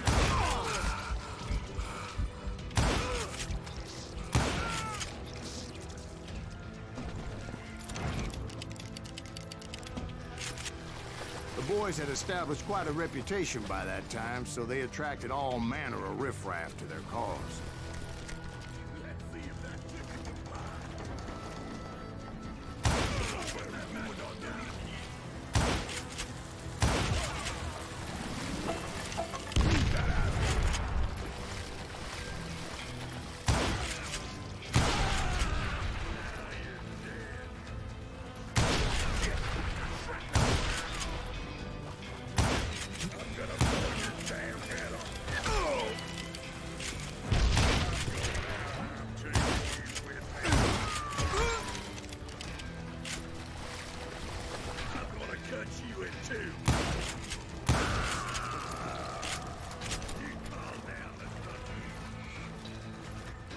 Point being, I was under serious attack. And my reinforcements was nowhere to be seen.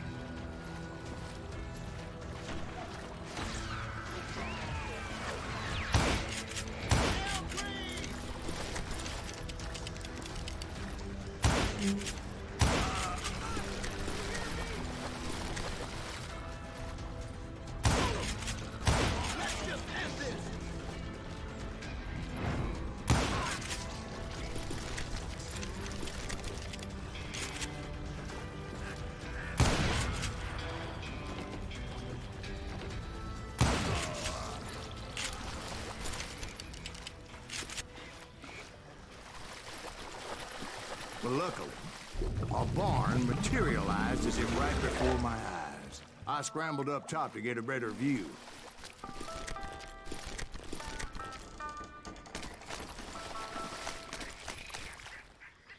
But just ended up falling inside. So, how did you get out? The barn doors was open. About right then, I saw some suspicious characters running through the bushes. Of course, I followed them. But that goddamn swamp was like a goddamn maze, and pretty soon I had no goddamn idea where I was. Steve? So I just started walking, and pretty soon Oh.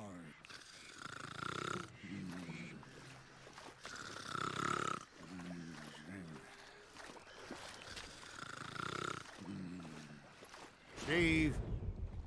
Steve! Huh? Oh, no, I'm listening. Indians surrounded me from all sides.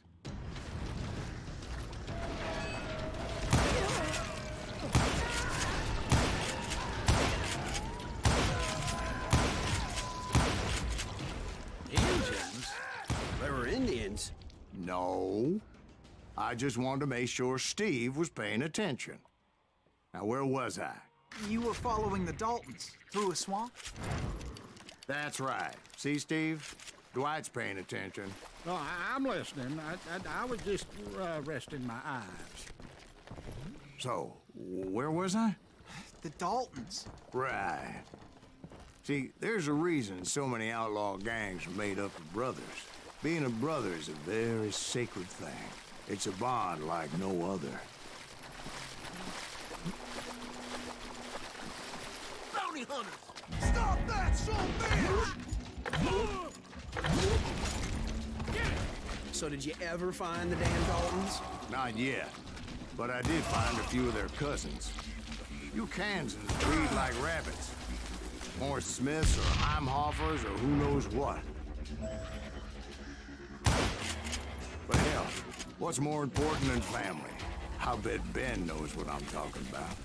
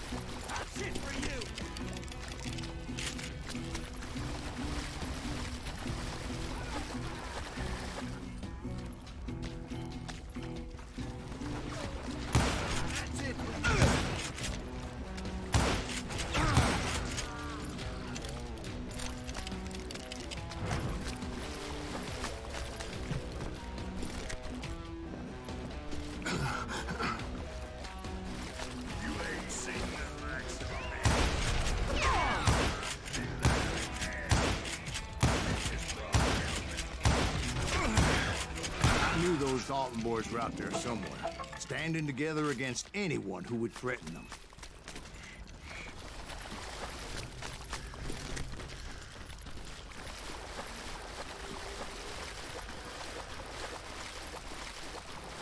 And that's when I saw it. A goddamn steamboat.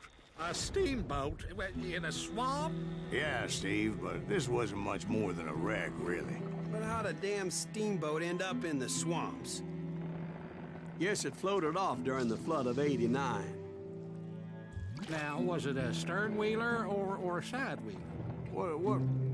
Does that really make a difference, Steve? It was a steamboat with a goddamn army on board. It was then that a fusillade of bullets come raining down from on high, and those vigilantes who accompanied me weren't anywhere to be found. But among those men that were shooting at me, I thought I saw some familiar faces.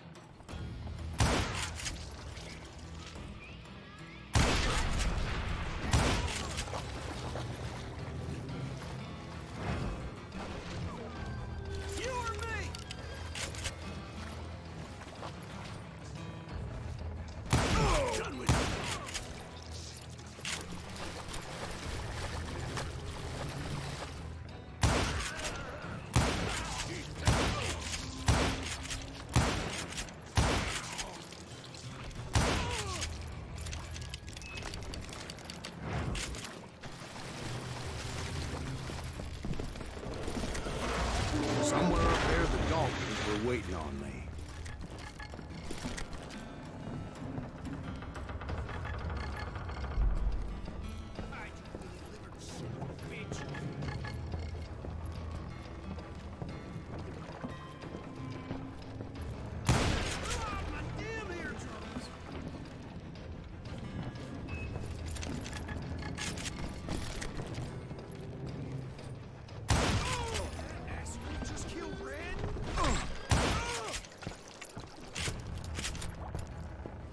Sounds like you don't give up too easy.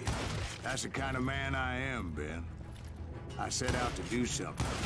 I do it. Surrender just ain't in my nature. Plus, I'm stubborn as hell.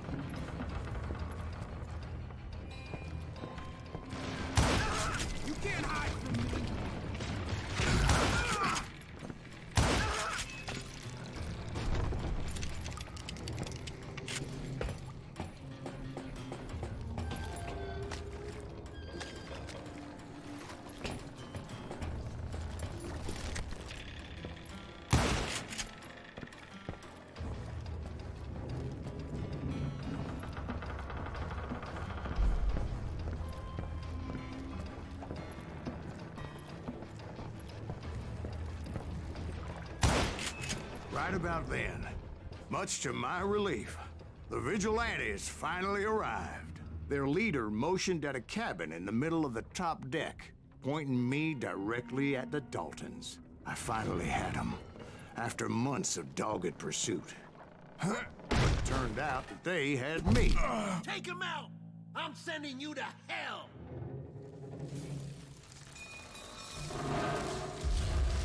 The Daltons had played me like a fiddle. Apparently, the vigilantes were on their damn payroll. They didn't just want to shoot me. They wanted to burn me alive. But finding my way out of a burning labyrinth proved to be quite a challenge. It was a riverboat, right? I mean, it's not like it was a goddamn ocean liner. Well, yeah, but I was in a Did you fight. hear about that ship that's gonna launch next year? Largest one in the world. We're talking about the Titanic. If you ask me, it's too blessed big. I don't think the wind's slow. So anyway, Don't be stupid, Steve. They know what they're doing. They say that the Titanic is unsinkable. oh God, But getting back to that steamboat, how'd you get off it, Mr. Breeze? I took in a lot of smoke that day, so I admit my recollection might be a bit hazy. But somehow I managed to finally disembark. It was time to settle this once and for all.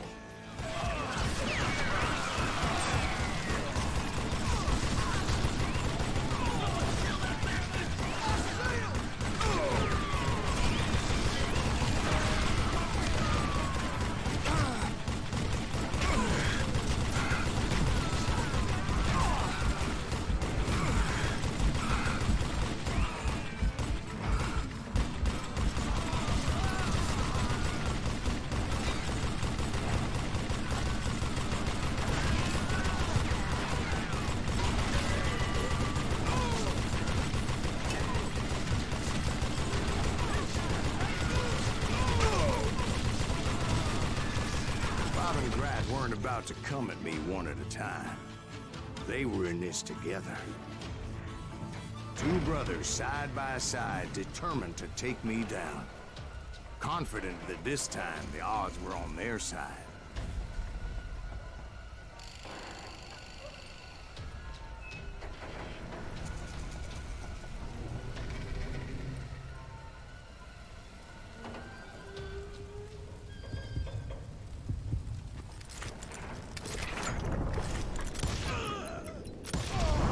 They got it wrong.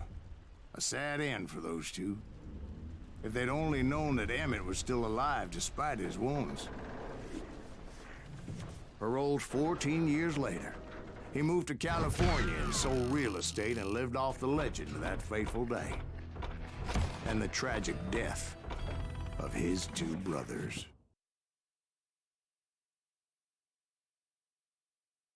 My own brothers died tragically as well, truth be told.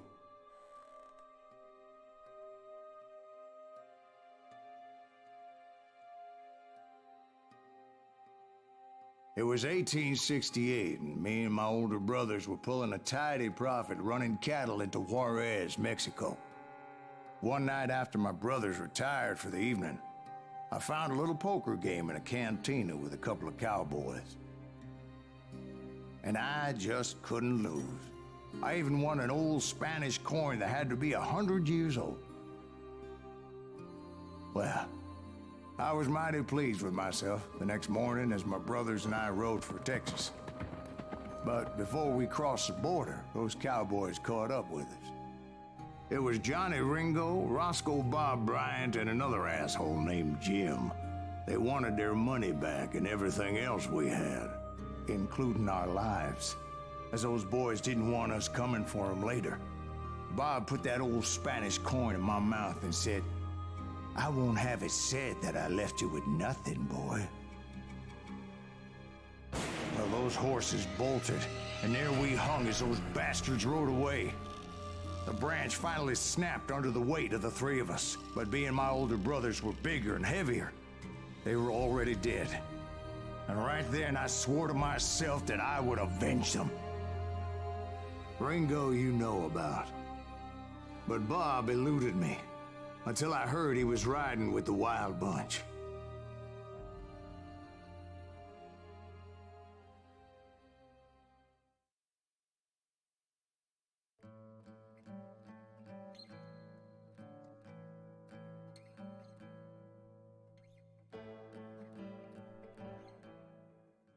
I'd been on their trail for months, ever since they left their hideout in the Bighorn Mountains. Led by Butch Cassidy, they were a loose association of outlaws who robbed banks and trains from Colorado to Montana. Among them was the Sundance Kid, and that murderous hombre I was tracking, Roscoe Bob Bryant. Were you a part of that giant Pinkerton posse after the Wild Bunch? No, boy. A circus like that would have slowed me down. Besides, I wanted Bryant all to myself. I'd heard about a large shipment of gold being transported to Wilcox, Wyoming on the Overland Flyer. I figured the Wild Bunch would likely hit such a treasure, and by God, I figured right.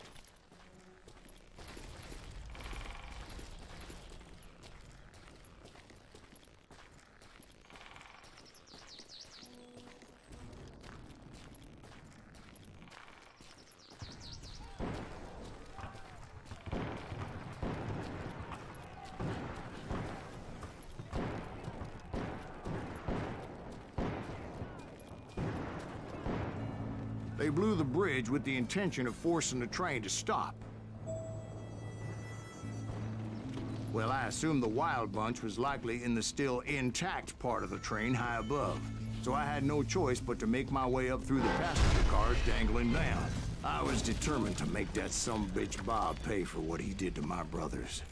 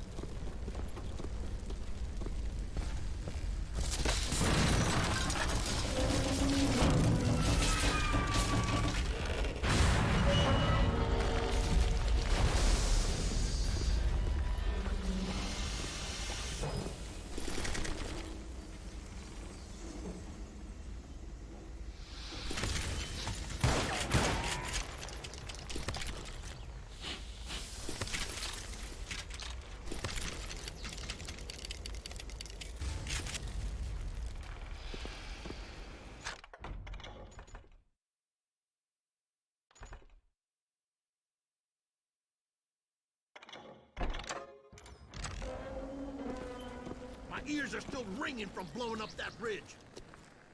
What? Well, I made my way off unscathed and came upon a few members of the gang and had no choice but to dispatch them. From there, I had to negotiate an even more precarious route. But first, I would need to get my ass out of there.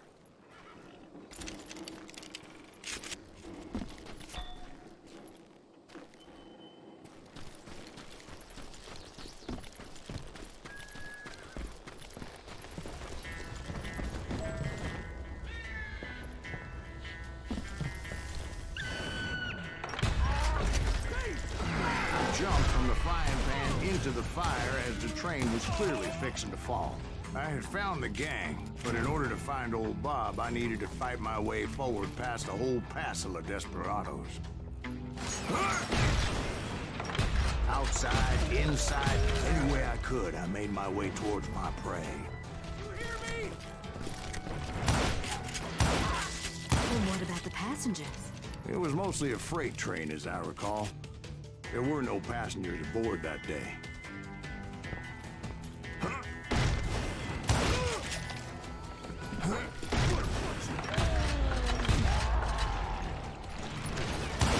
you're really pissing me off.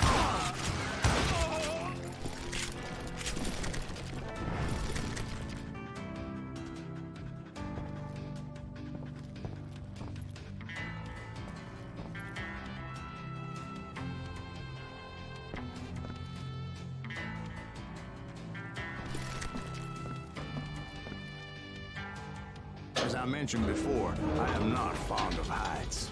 But I was too busy dodging bullets to worry about falling to my death. Odds were I was likely to die that day anyway.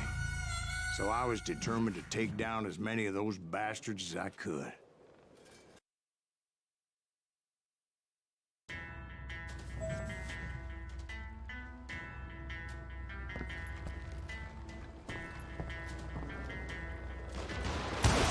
You won't get away with this! This is it for you!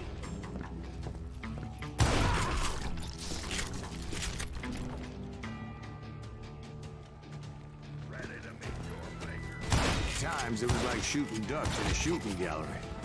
The only difference is these damn ducks shot back.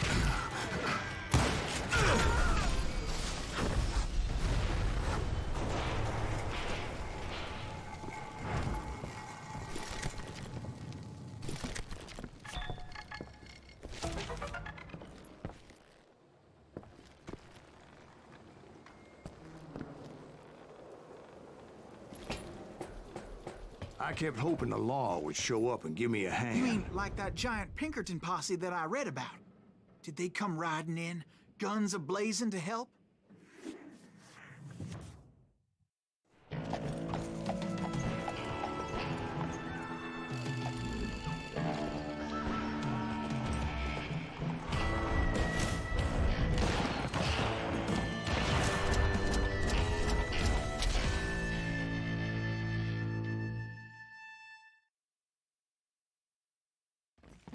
help? From the Pinkertons? No, son. I had to fight the Wild Bunch all by my lonesome, as usual.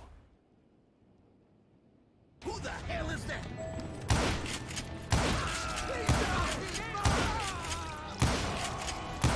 Cut cover!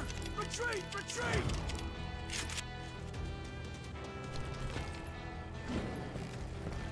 He's killing everybody! Ready to meet your maker. He'll kill us all! Run! I'm gonna cut you in two.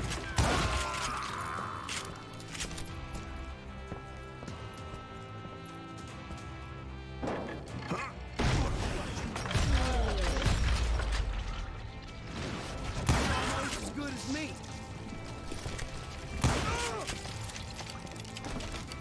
You bastard!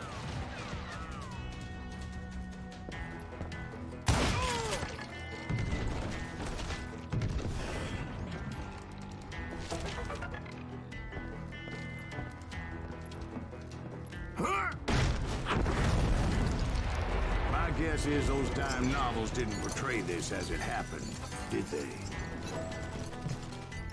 Only a few stragglers were left, and I had to cut them down pronto if I was going to stay on old Bob's trail.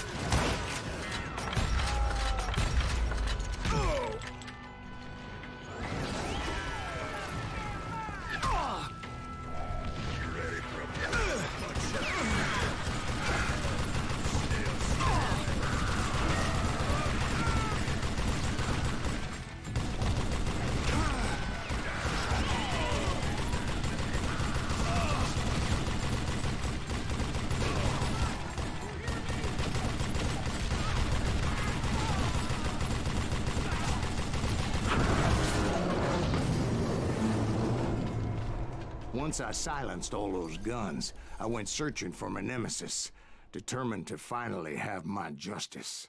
But the only survivor who welcomed me was George Flat-Nosed Curry. Who was he? The fastest gun in the gang. Right after Sundance, I mean. And Kid Curry, and maybe Elsie Lay. Though some folks might dispute that.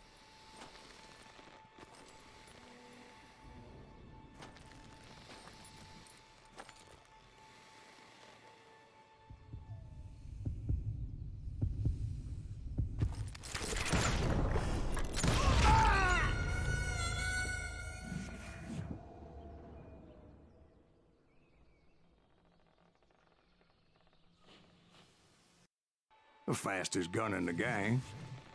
Right after Sundance, I mean. And Kid Curry, and maybe Elsie Lay. Though some folks might dispute that.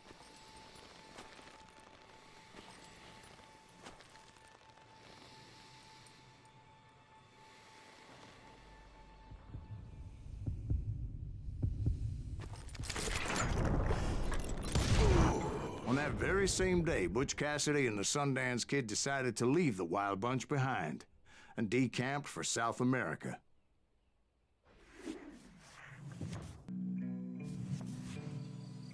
I tried to find Bob Bryant, but it was as if he'd disappeared. Sometime later, I heard the Wild Bunch was back together. Kid Curry escaped from jail, and now he was running the whole shebang. So I took to their trail, as I was still in pursuit of my brother's killer and hoped that he was back with him. That Kid Curry's kinda crazy, ain't he?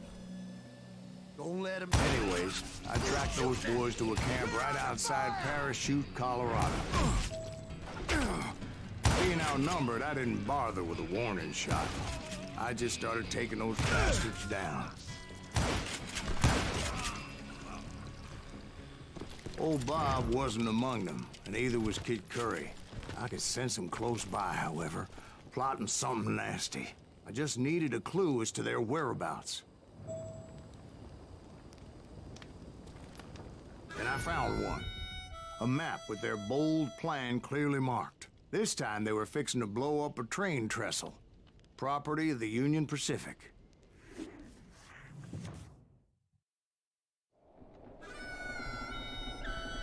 The plan clearly indicated how they were fixing to undermine several of the weakest wooden supports.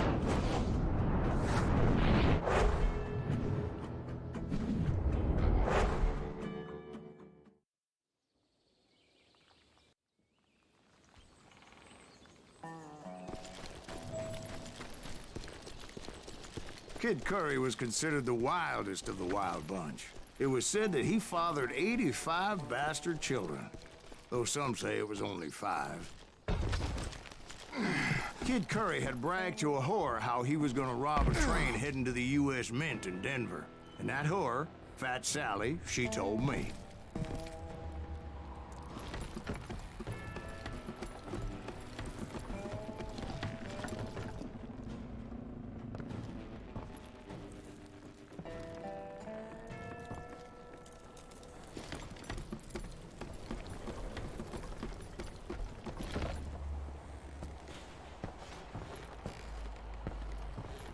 The bridge was rigged with dynamite, so I decided I'd best be careful confronting those bastards. A moment later, I saw a ladder that somehow had escaped my attention. Don't you blow us up now. Don't worry, I know what I'm doing.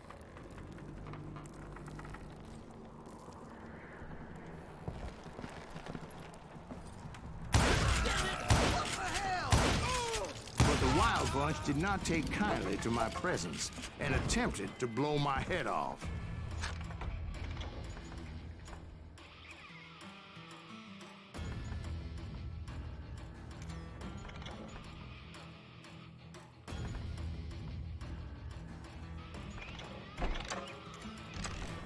It appeared the kid had found a number of new recruits to bolster their ranks. Yes, there's always desperate men willing to trade their lives for stolen treasure. What happened next? Well, having removed the first bundle of dynamite, I decided I might as well remove the other one. Once that was done, I figured I'd find my way from there.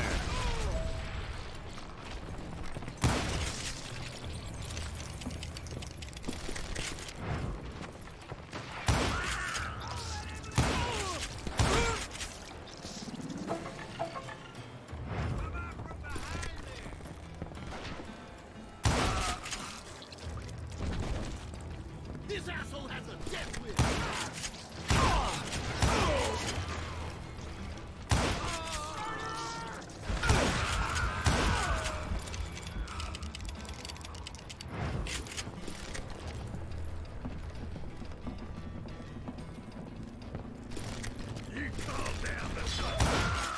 So, what happened then? Had to remove more of that damn dynamite.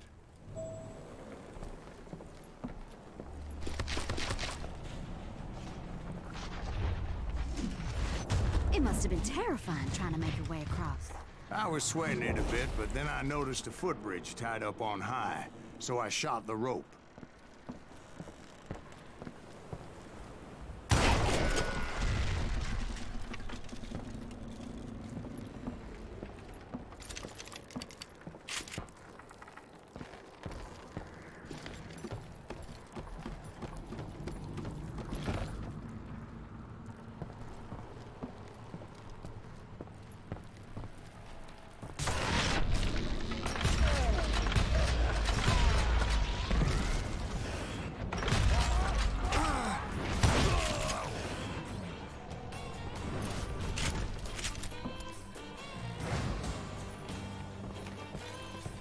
So that was all the dynamite?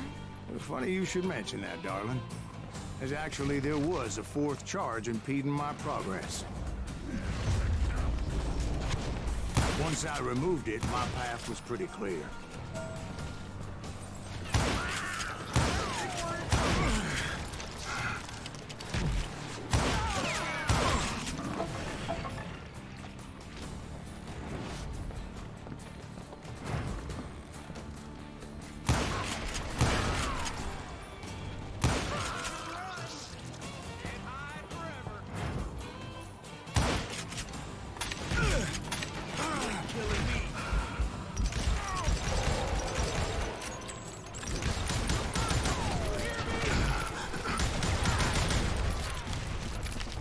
So I proceeded onward, and realized that that way just wasn't gonna work. I needed an alternate path forward.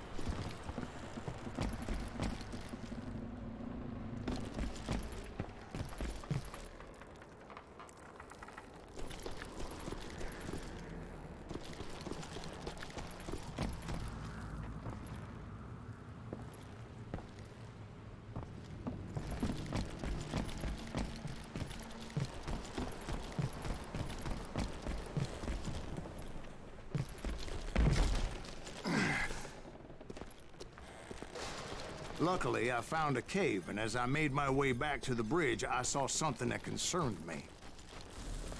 It was a long, burning fuse, and it was moving fast as hell. I had to catch it.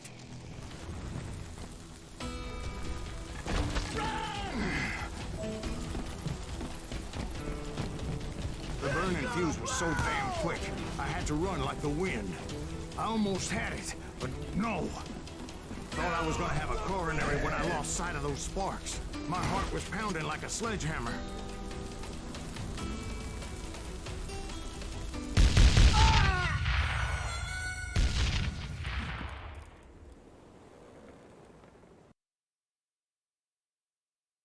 Get off the bridge!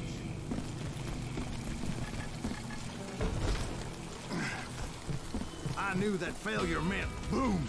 Then, finally, at the last moment. Whew. Of course, I was successful, or clearly I wouldn't be talking to you folks here today. Naturally, I removed the last dynamite charge. Well, it was a touching reunion.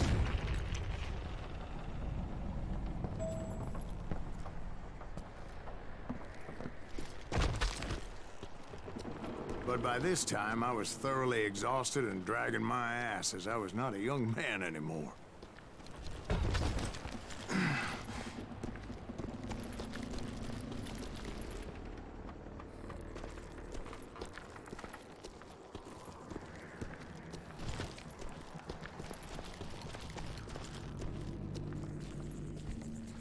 Kill that SOB! Make him bleed! Send him to forget! Finally, I found those boys.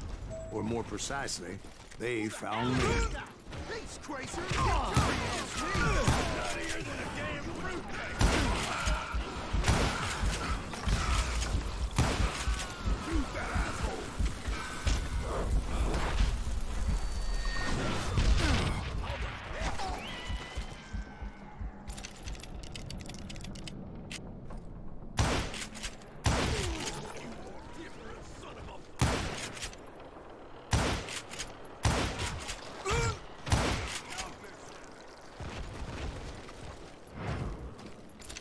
Just when I thought things couldn't get worse, Kid Curry opened up on me with a goddamn Gatling gun.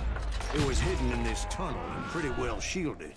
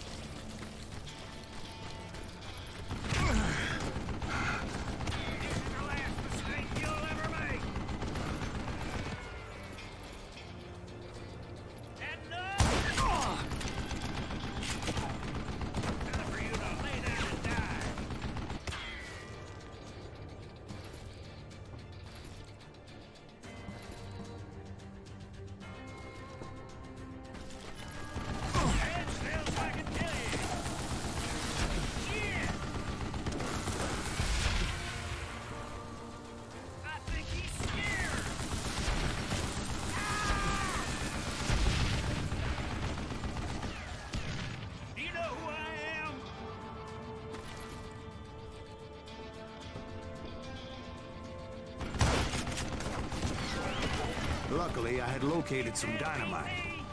I still, however, had my work cut out for me. Get out of here, you coward!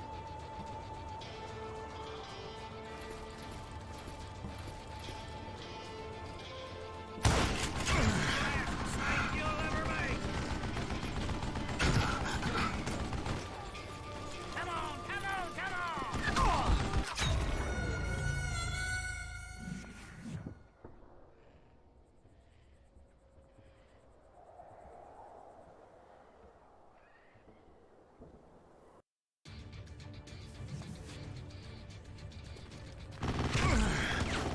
This is the last mistake you'll ever make!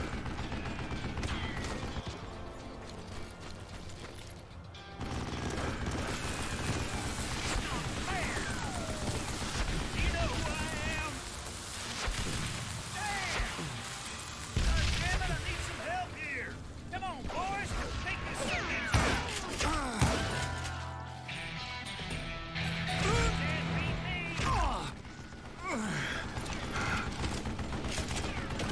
Hold it off while I reload! Fight this cocksucker! Move it, boys!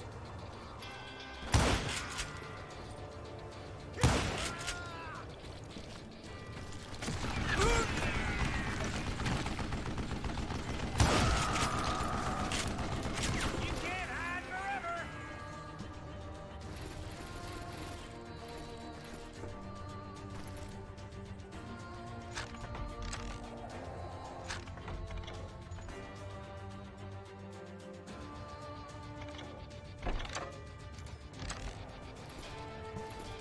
What are you, yellow?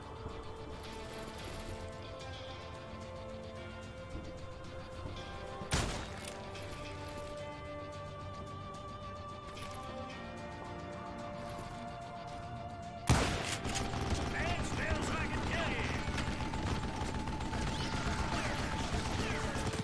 Am I out of bullets already? Are you kidding me? It's not fair! What you boy? Beef fat bastard! Give me a hand here, goddammit! I'll lay down and die! Gonna cut!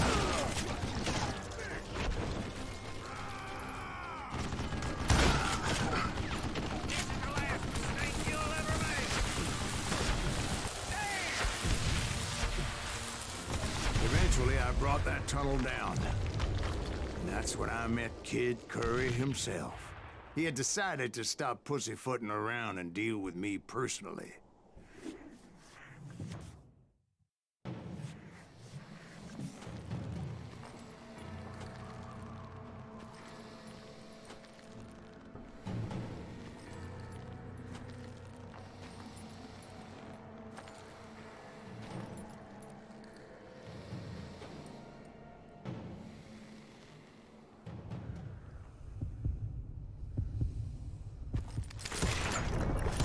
As fast as he was, I was just a bit faster. And as he lay wounded, I demanded to know the whereabouts of Roscoe Bob Bryant. He shouted at me. Is that what this is about? Bob went with Butch and Sundance to South America. You ain't never finding him.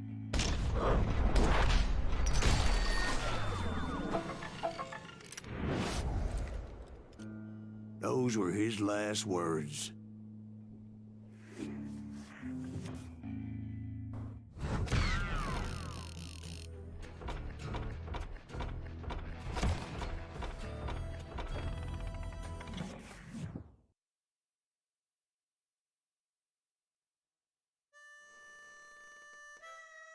So, Bob Bryant got away? I knew I'd never find him in South America. What about the other killer? Yeah, you kinda glossed over that one. Well, I found Jim not long after my showdown with Ringo. At the time, he was riding with the James Younger gang. Did I neglect to mention that?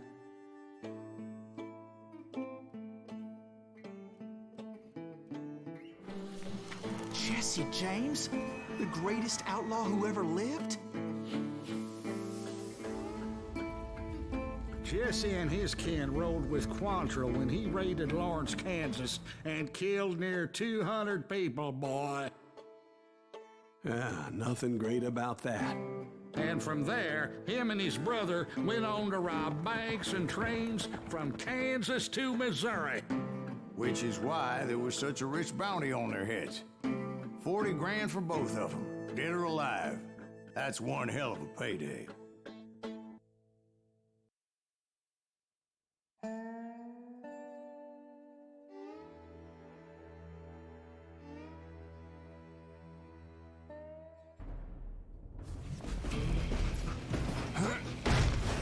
I confronted them as they were robbing a train.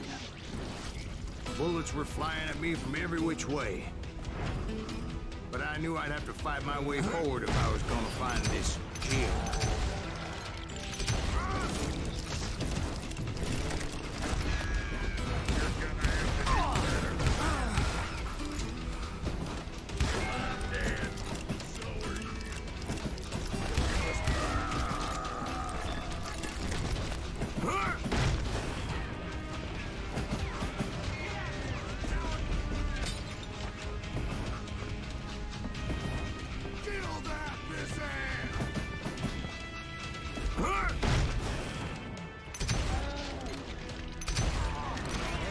Now, wait a second.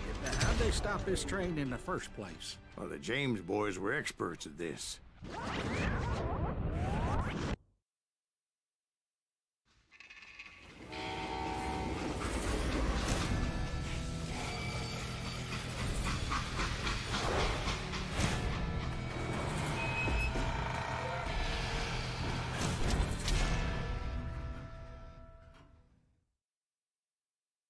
They hopped a freight train having heard there was a big payroll in the express safe.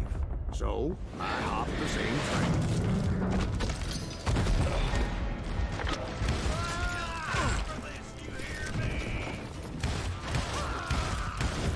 The James Younger gang was decimated after that little fiasco they had in Northfield, Minnesota.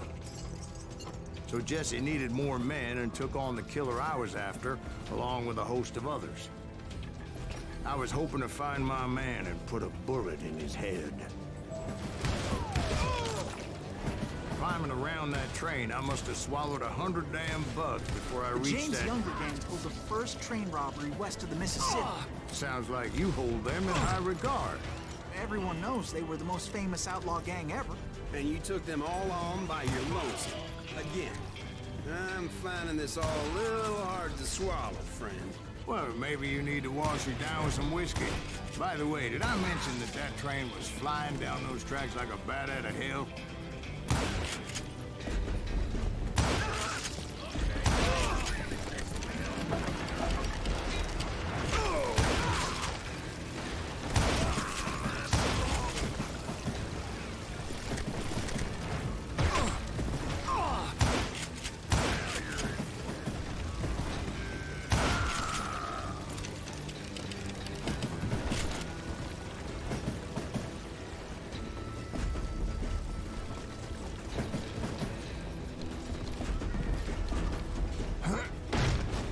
Anyway, excuse me, Ben.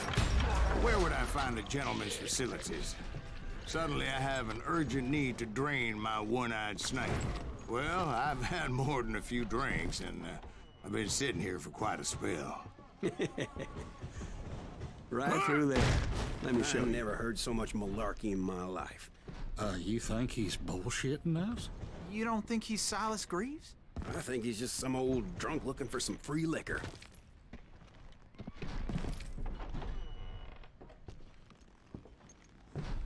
I don't know, Jack. I think I believe him. You don't think he met Jesse James? Oh, you gotta be kidding me. That story makes no sense at all. Jack. I mean, you gotta be 2 bricks short of a load to believe that cock and bull story. I don't agree. Jack, lay off the But bar. you seriously think that tired old man went toe-to-toe with Jesse James?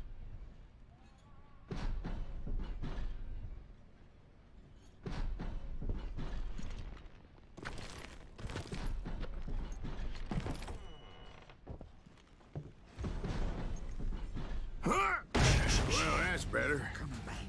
Did I mention that this Jim was married to the infamous Belle Starr? Of course, I didn't learn that until later. Anyway, I made my way forward the best I could. Around the sides, over the roof. Ah! It was a rickety ride and quite precarious.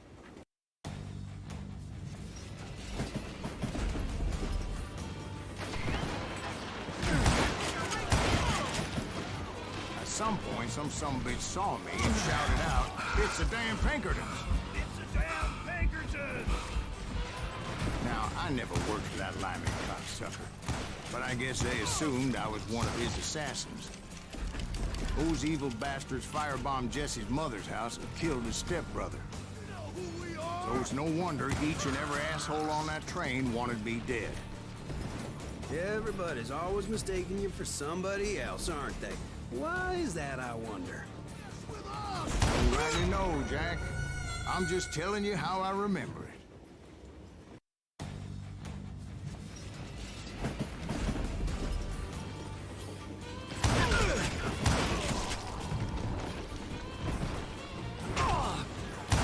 Shoot him, for Christ's sake!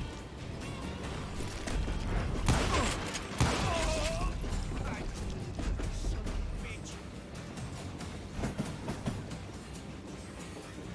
You can't fight James, gang!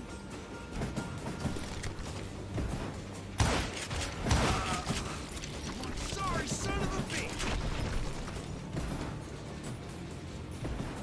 I will kill you! You can't hide from me! I bet you are.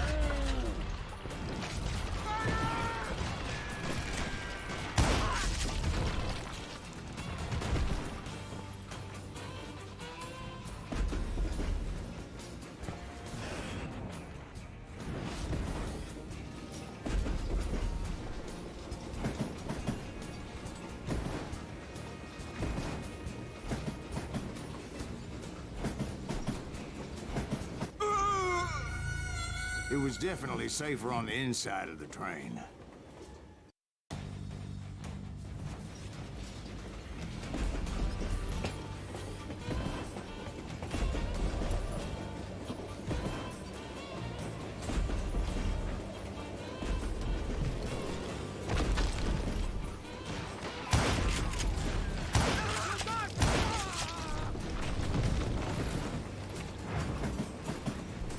This asshole don't know who he's up against!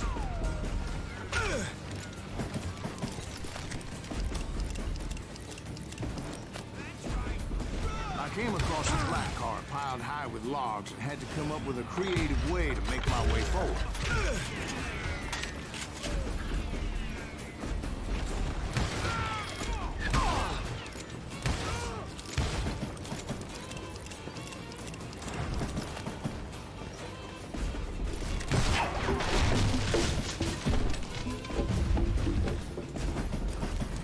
I wondered if I was ever gonna find the front of that train, or the bastard I was after.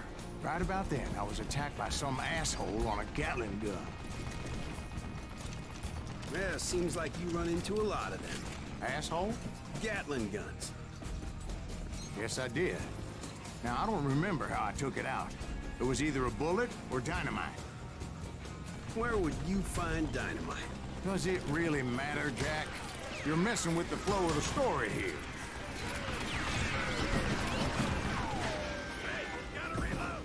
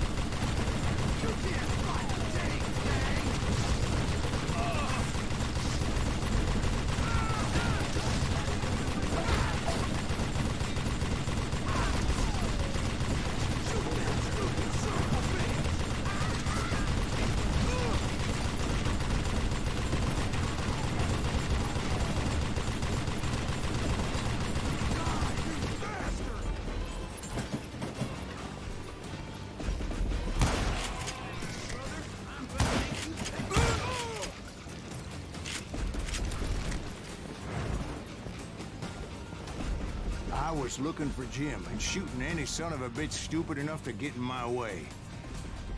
And that included Jesse James himself.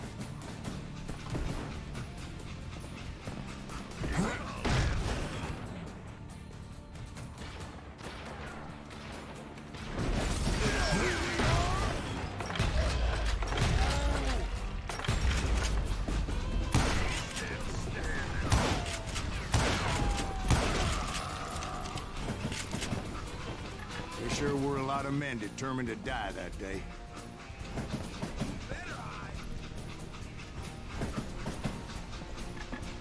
You don't want to mess with us!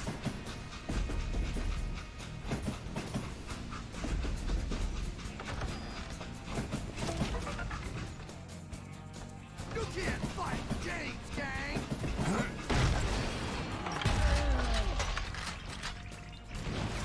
You rule the day!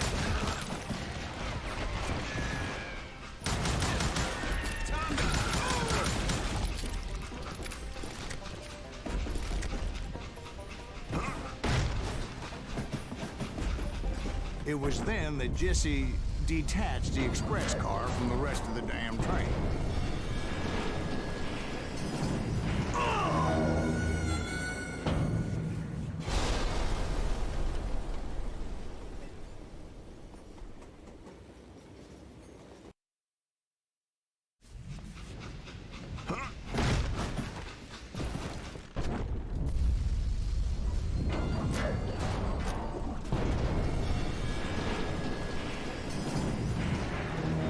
I could see Jesse waiting for me, fixing to kill me so he could get away with all that money.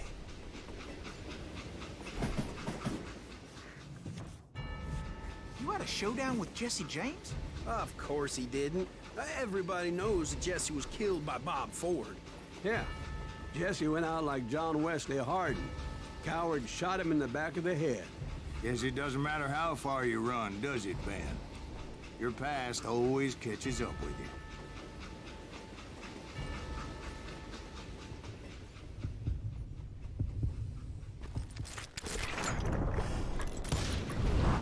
Yeah, I didn't kill Jesse James. Just wounded him bad enough to convince him to hang up his guns.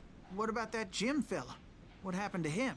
I figure he was up front with a gun to the engineer's head. That bastard slipped away again. I'll tell you how I got him. But first I need to wet my whistle.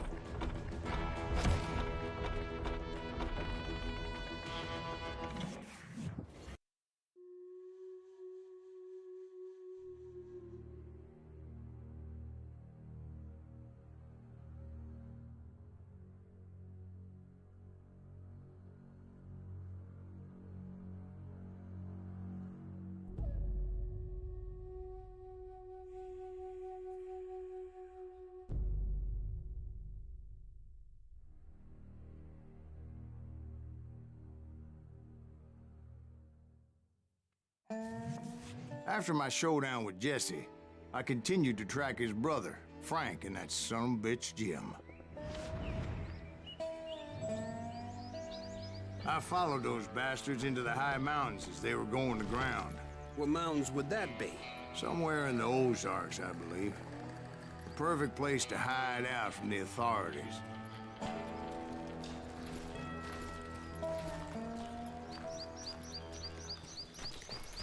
In fact, before I could find them, some Indians who fled the Reds and were hiding out from the military found me first.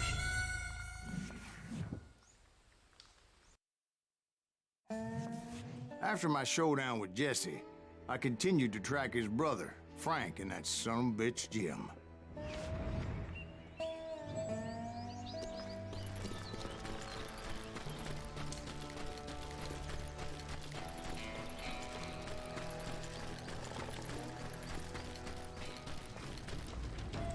In fact, before I could find them, some Indians who fled the Reds and were hiding out from the military found me first.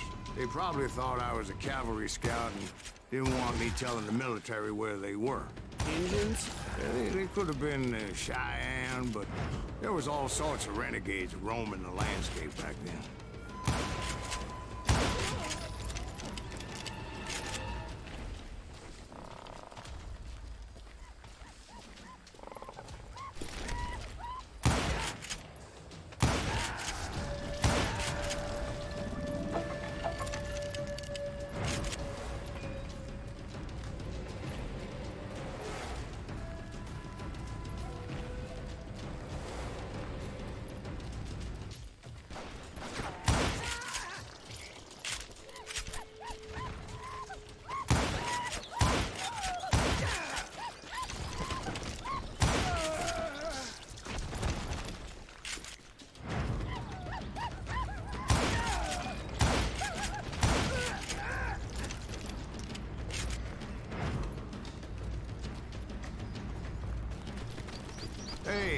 about another whiskey, Ben?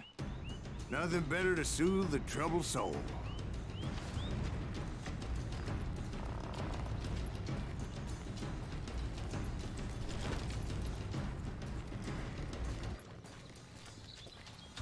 Now, where was I? Indians, right. I had more than my share of run-ins with the Red Man. Like that time... Did I tell you about Grey Wolf? Yes, sir. You did. Ah, of course I did. In fact, I could still remember that old medicine man's words to me. Jesus Christ, we're back to that again. You carry great darkness in your heart. It will claim your soul. You will come to this place again and kill many more men, and the darkness will grow until it consumes everything you are.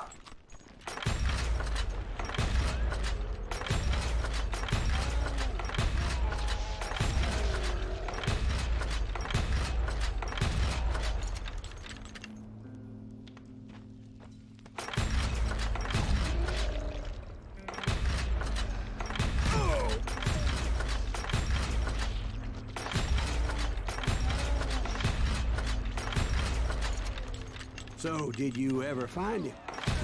The man you are after? Let me ask you something, Ben. You ever think about death?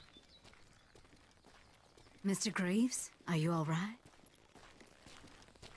Oh, death. Oh, death.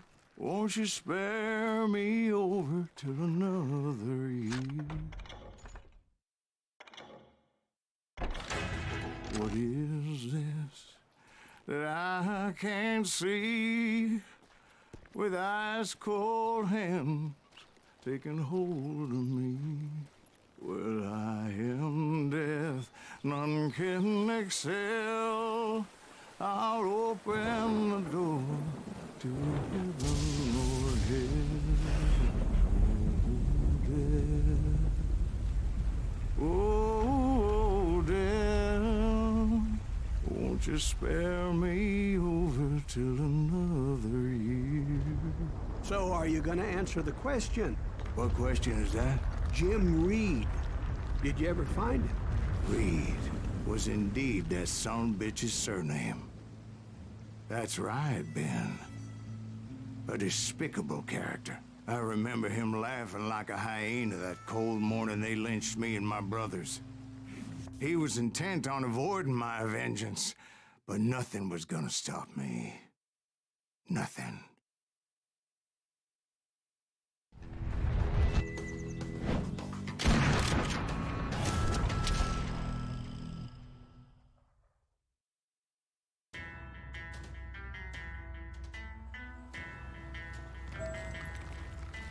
I finally did track those outlaws down. They had long rifles with scopes and were well positioned to pick off any poor soul who came anywhere close.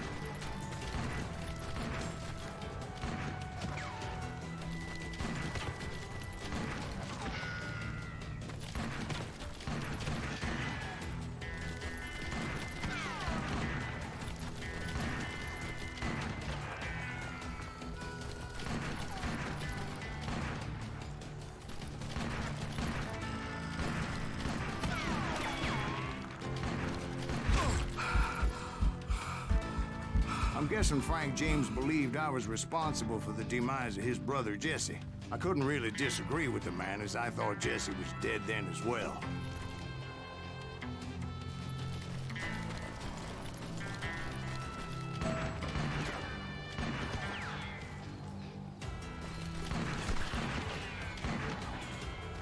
He backed off as I closed in on him, but he was still intent on killing me. And when I closed in on him again, he backed off again, looking for a better angle on me.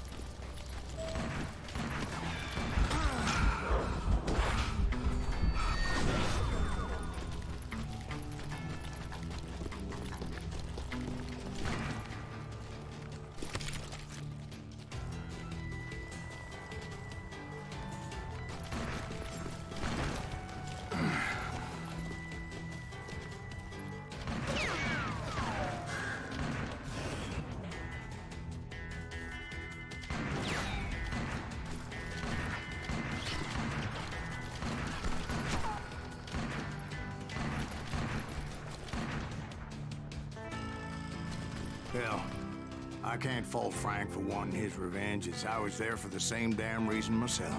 At this point, I'm guessing you think Silas Greaves is a worse murderer than Jim Reed ever was.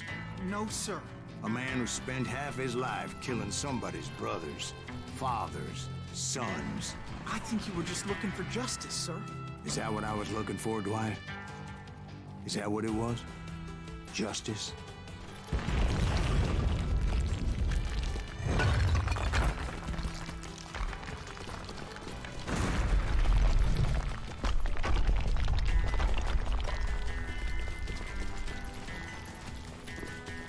Isn't that why you were hunting the James gang? The James gang. Right. I finally found Frank holed up in his mountain cabin, and he was determined to have me dead. It was a pitched battle that could have gone either way. Luckily, I had some dynamite in my possession. Dynamite? On your person? A few sticks, just in case. It's always good to be prepared. Right. I'm just laying out the facts as I remember them, Jack.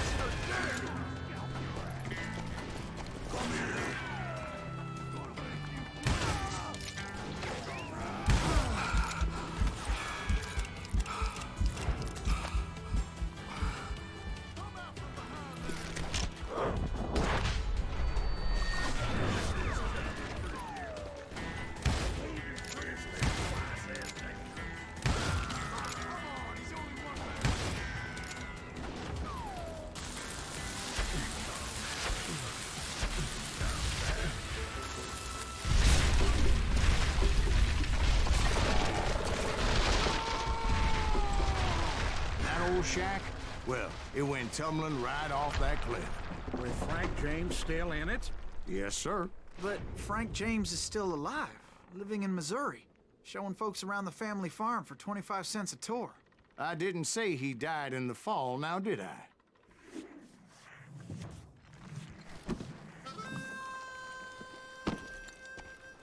I'm done with this damnable outlaw life! Kill me, don't kill me, do what you will! At this point, I just don't give a shit! I explained to Frank that I had nothing against him personally and that I was looking for someone else. You want Reed? Have at him. I never did like that bastard. I am done here.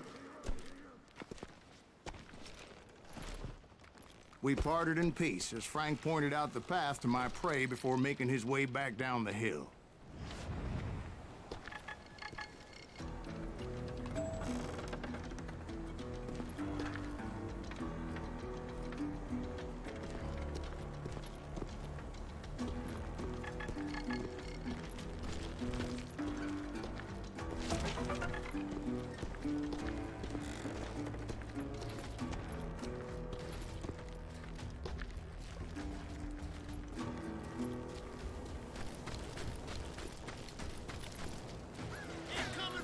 So, what happened with Reed?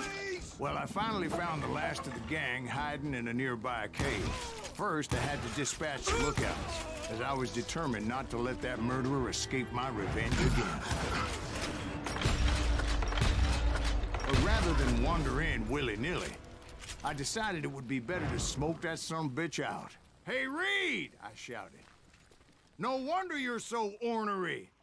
Can't be easy being married to Belle Starr. While you're off providing for the family, she's spreading her legs for every Tom, Dick, and Cole Younger.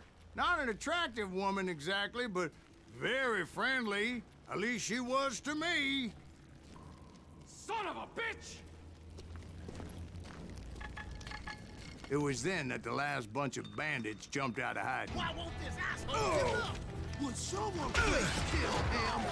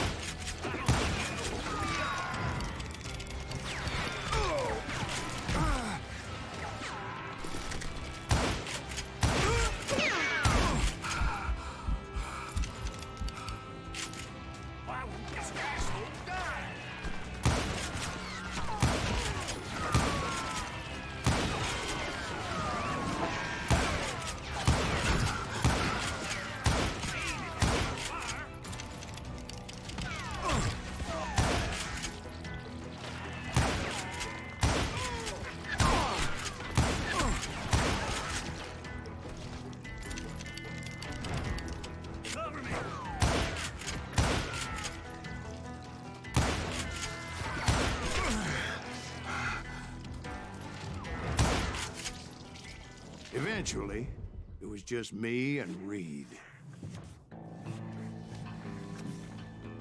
I had waited a long time to face him down, so I could repay him for what he did to my brothers.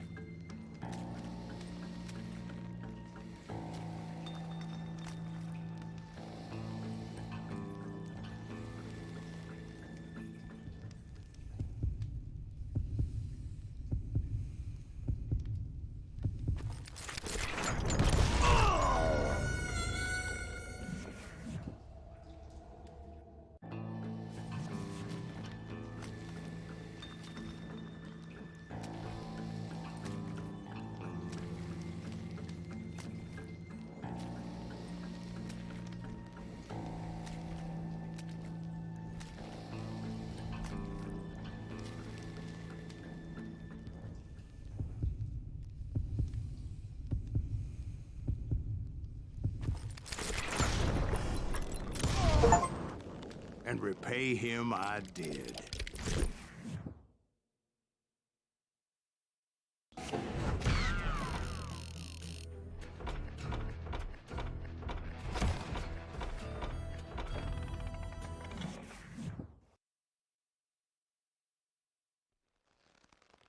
Well, I don't know about you boys, but I'm pretty beat. Well, it's too damn bad you never found that Bob character. Seems a shame you never had to pay. Well, funny thing about that, I did have one more chance at him.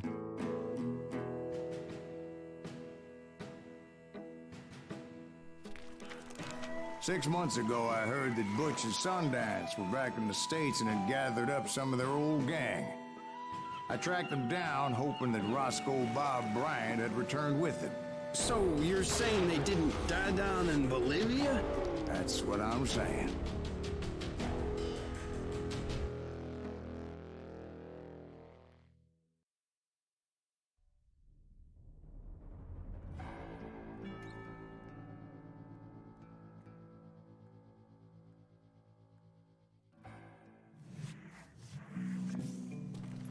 "40 years I had waited to get my hands on the last of my brother's killers.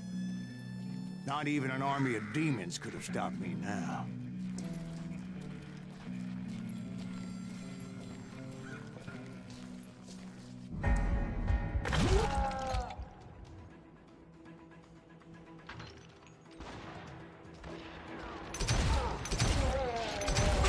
Both Johnny Ringo and Jim Reed fell fairly quickly. But the last one, Roscoe Bob Bryant, that son of a bitch had managed to escape my vengeance time and time again. I couldn't even be certain I recognized him after all those years. By now, he had to be close to 70. For all you know, he could have been dead. That thought had indeed crossed my mind, as did others.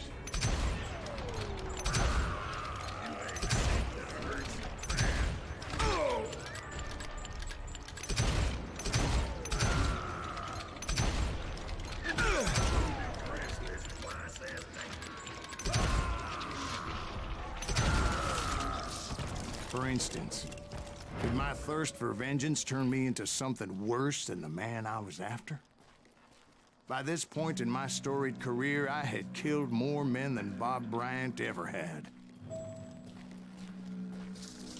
I was furious as hell at that bastard for making me who I am.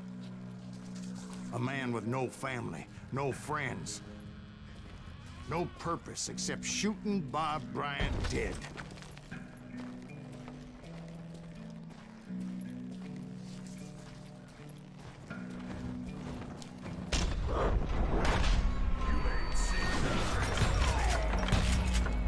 Nothing could stop me from taking his life. I'd been after that killer forever, from the time I rode with Billy the Kid. But that chapter of my story you already know. Chapter of that fairy tale, you mean?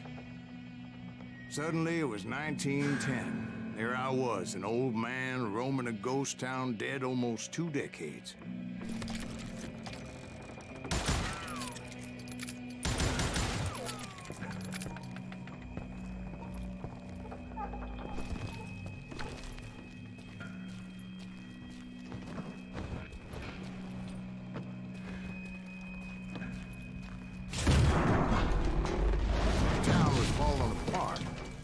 Just like me.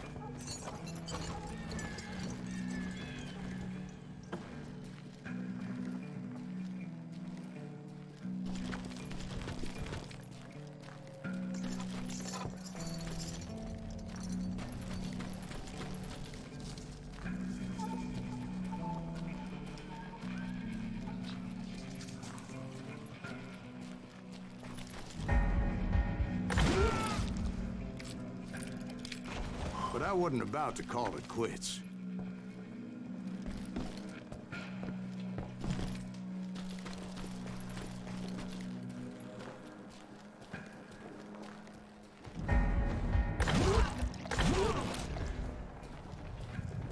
Even though the ghosts of my dead brothers were begging me to end what I started so long ago.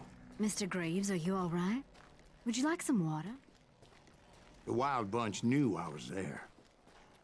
They were after a treasure they had hidden before they fled, buried in the grave of a dead amigo. Some folks think the town is haunted, so they figured there wouldn't be many people poking around.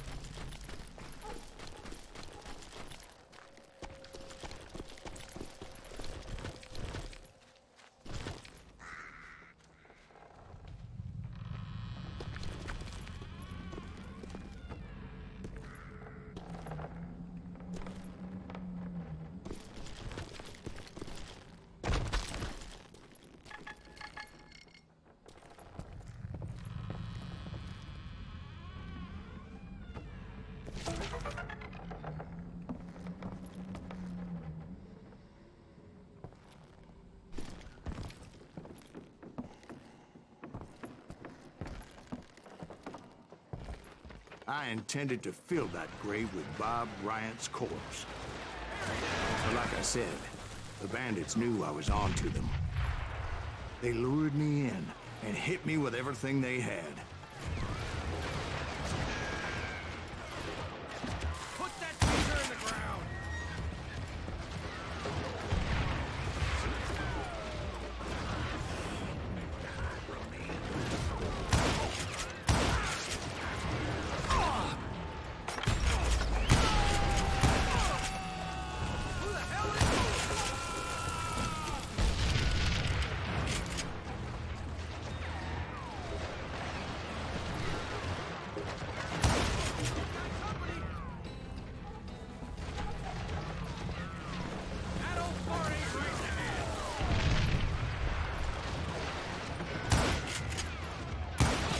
But you obviously prevailed since you've seen us down this today. Actually, in that moment, I did not prevail. So I suppose we're talking to a ghost. Funny you should put it like that, Jack. Put that teaser in! Because when I woke up, From the dead? there was silence all around me.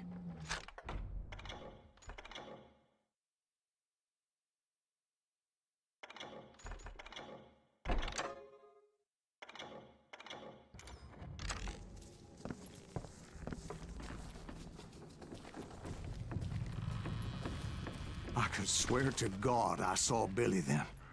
Billy who? Billy, the kid. William Bonney. He was shooting at me from a rooftop.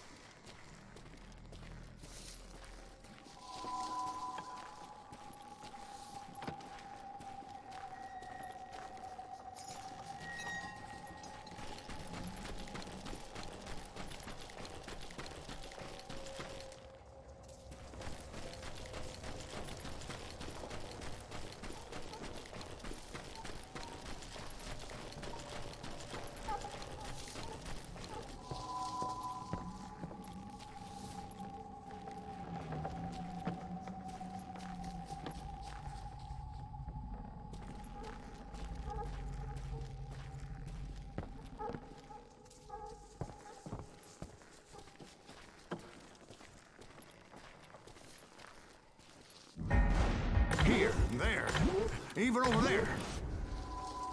So I am right. You are touched in the head. Mr. Greaves, perhaps we should switch you to coffee? You see that old Indian again, too? No, but I did see Billy's killer, Patrick Floyd Garrett. He came at me guns a-blazing. But I knew that old war horse had died 2 years before. I wondered if maybe I was dead too and confronting the ghosts of my past. Perhaps all my sins were coming back to haunt me and drag me down to perdition.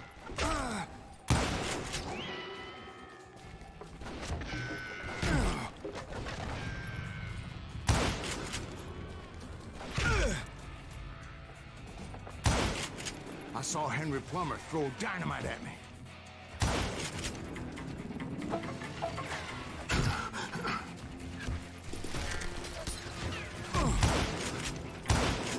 And in the gates of the cemetery, I saw John Wesley Hardin, just like I remembered him.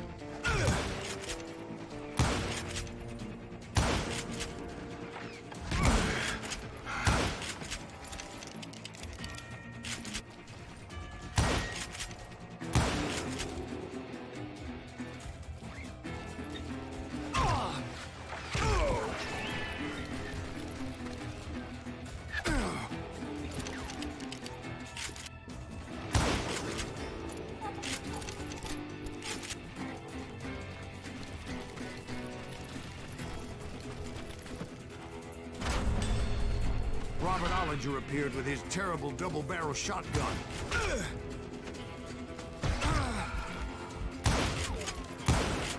But no ghost army was stopping me. My father-in-law got hit with a fallen branch. He spent the rest of his life talking to dogs.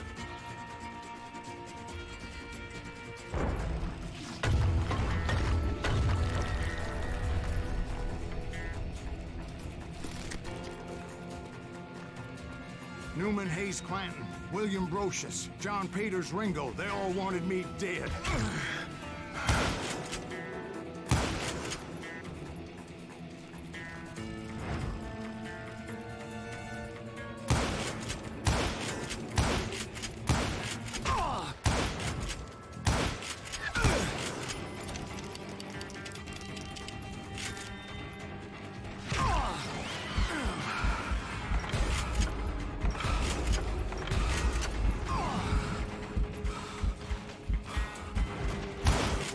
The Dalton brothers, Robert and Grattan, guardians of the Garden of the Dead.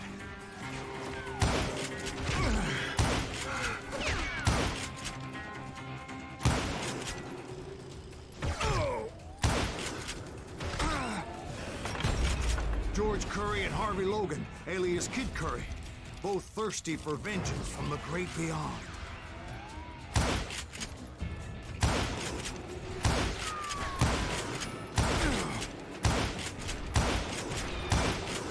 Jesse, Woodson, James, and Jim Reed. Each one deader than the next. I thought I would go crazy. Thought?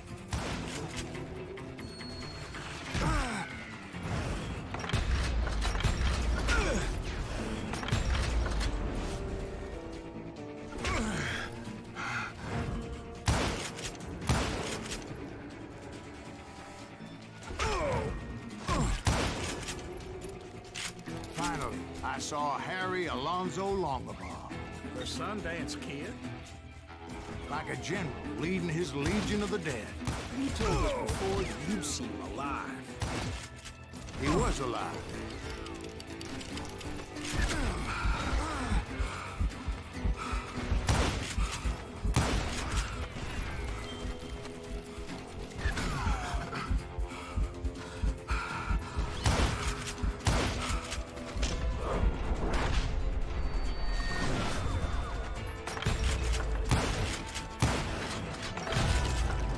Voice called to me from afar.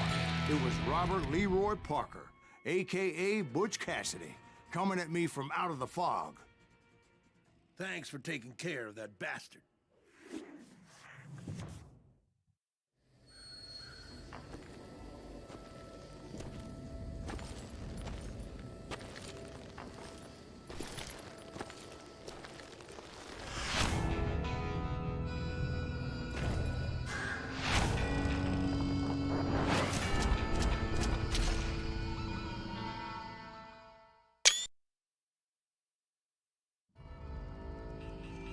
But the kid wasn't quite deceased.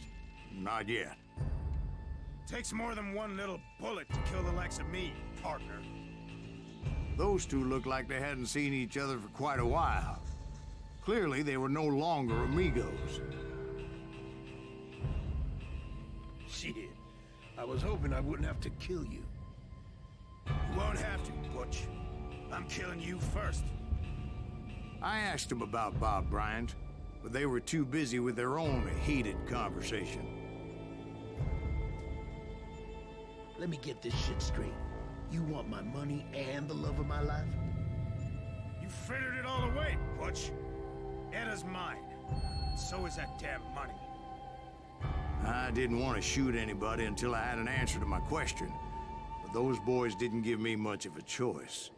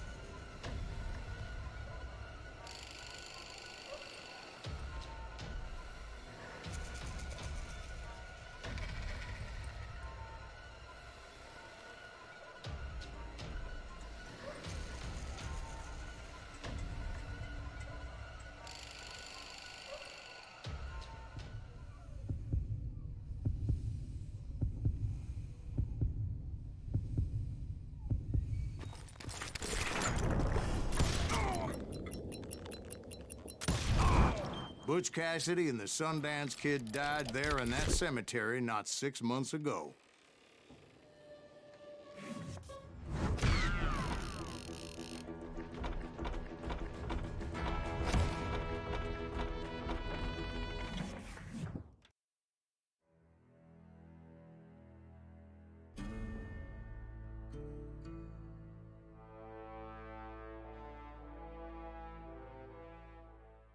Butch Cassidy and the Sundance Kid were killed by the Bolivian army. Everybody knows that. That's the legend, but it ain't the truth.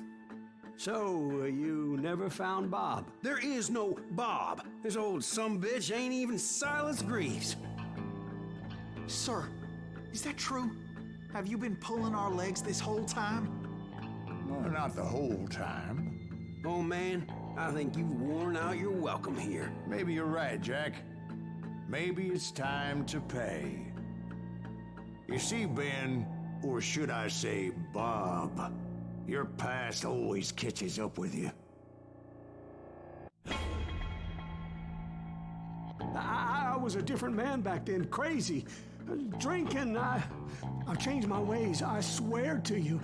If I could turn back the clock, But you can't, Bob.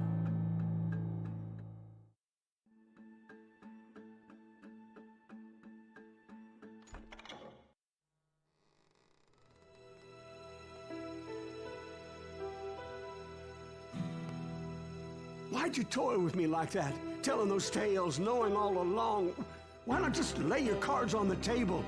Here. I won't have it said that I left you with nothing. That's how you want it? So be it. Holy shit! Dwight, Molly, move against that wall. Go!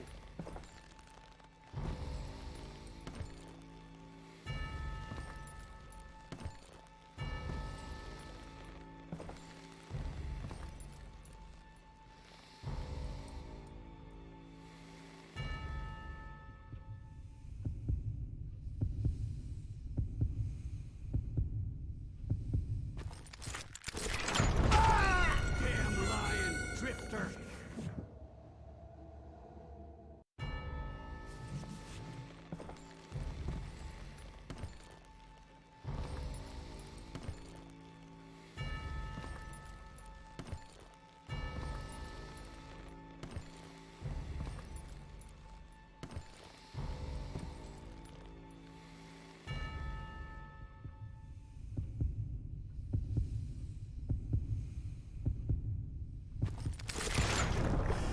Oh my god!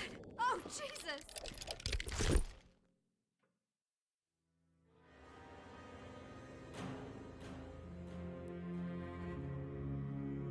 Did you know it was him all along? Cassidy told me Bob was in Abilene before he died. But I wasn't sure Ben was my man until he revealed how much he knew about Ringo and Reed. The coin, of course. Well, that was the last nail in that particular coffin. I better go get the sheriff. You okay, boy? You're looking mighty shook up. Dwight, maybe you best go home. Young Eisenhower here is leaving for West Point tomorrow. He shouldn't get caught up in something like this. I think I might head out myself at this juncture. Unless you want to stop me, Jack. No, sir, Mr. Greaves. So where you going now? Now that you had your revenge? Doesn't really matter, does it? As I've sold my soul for it, and will never again walk with those I have lost.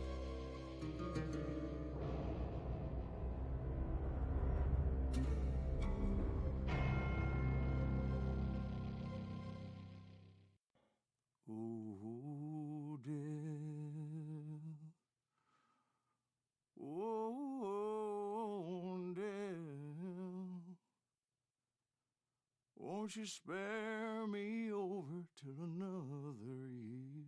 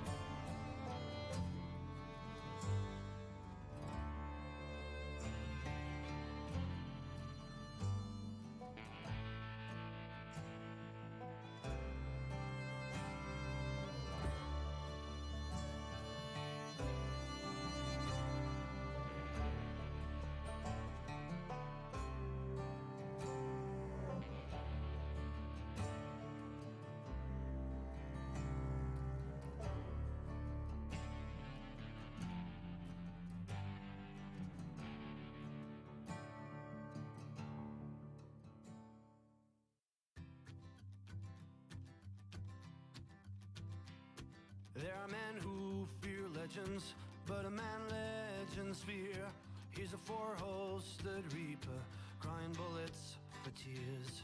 When a drought comes in justice, bullets make good rain. When the heartache has dried up, only blood heals the pain. There's a time for grieving and a time to just pray. There's a time for forgiving, but it's not for today. You can hide sins from the gavel, you can drown them in rum. When silence grease finds you, there's nowhere to run. And time goes too slowly for the gunslinger's eye. Till he's buried his promise, there's no time to cry.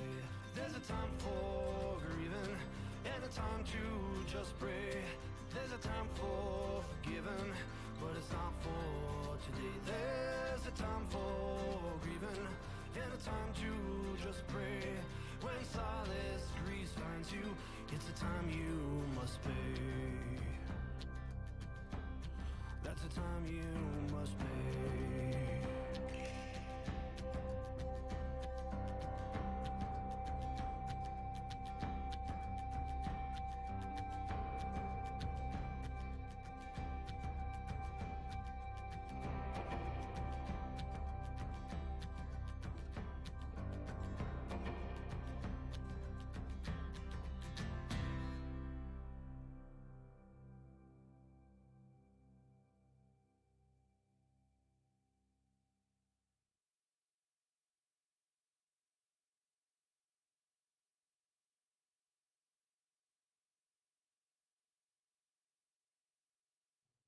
Oh, dear. Oh, dear. Won't you spare me over till another year?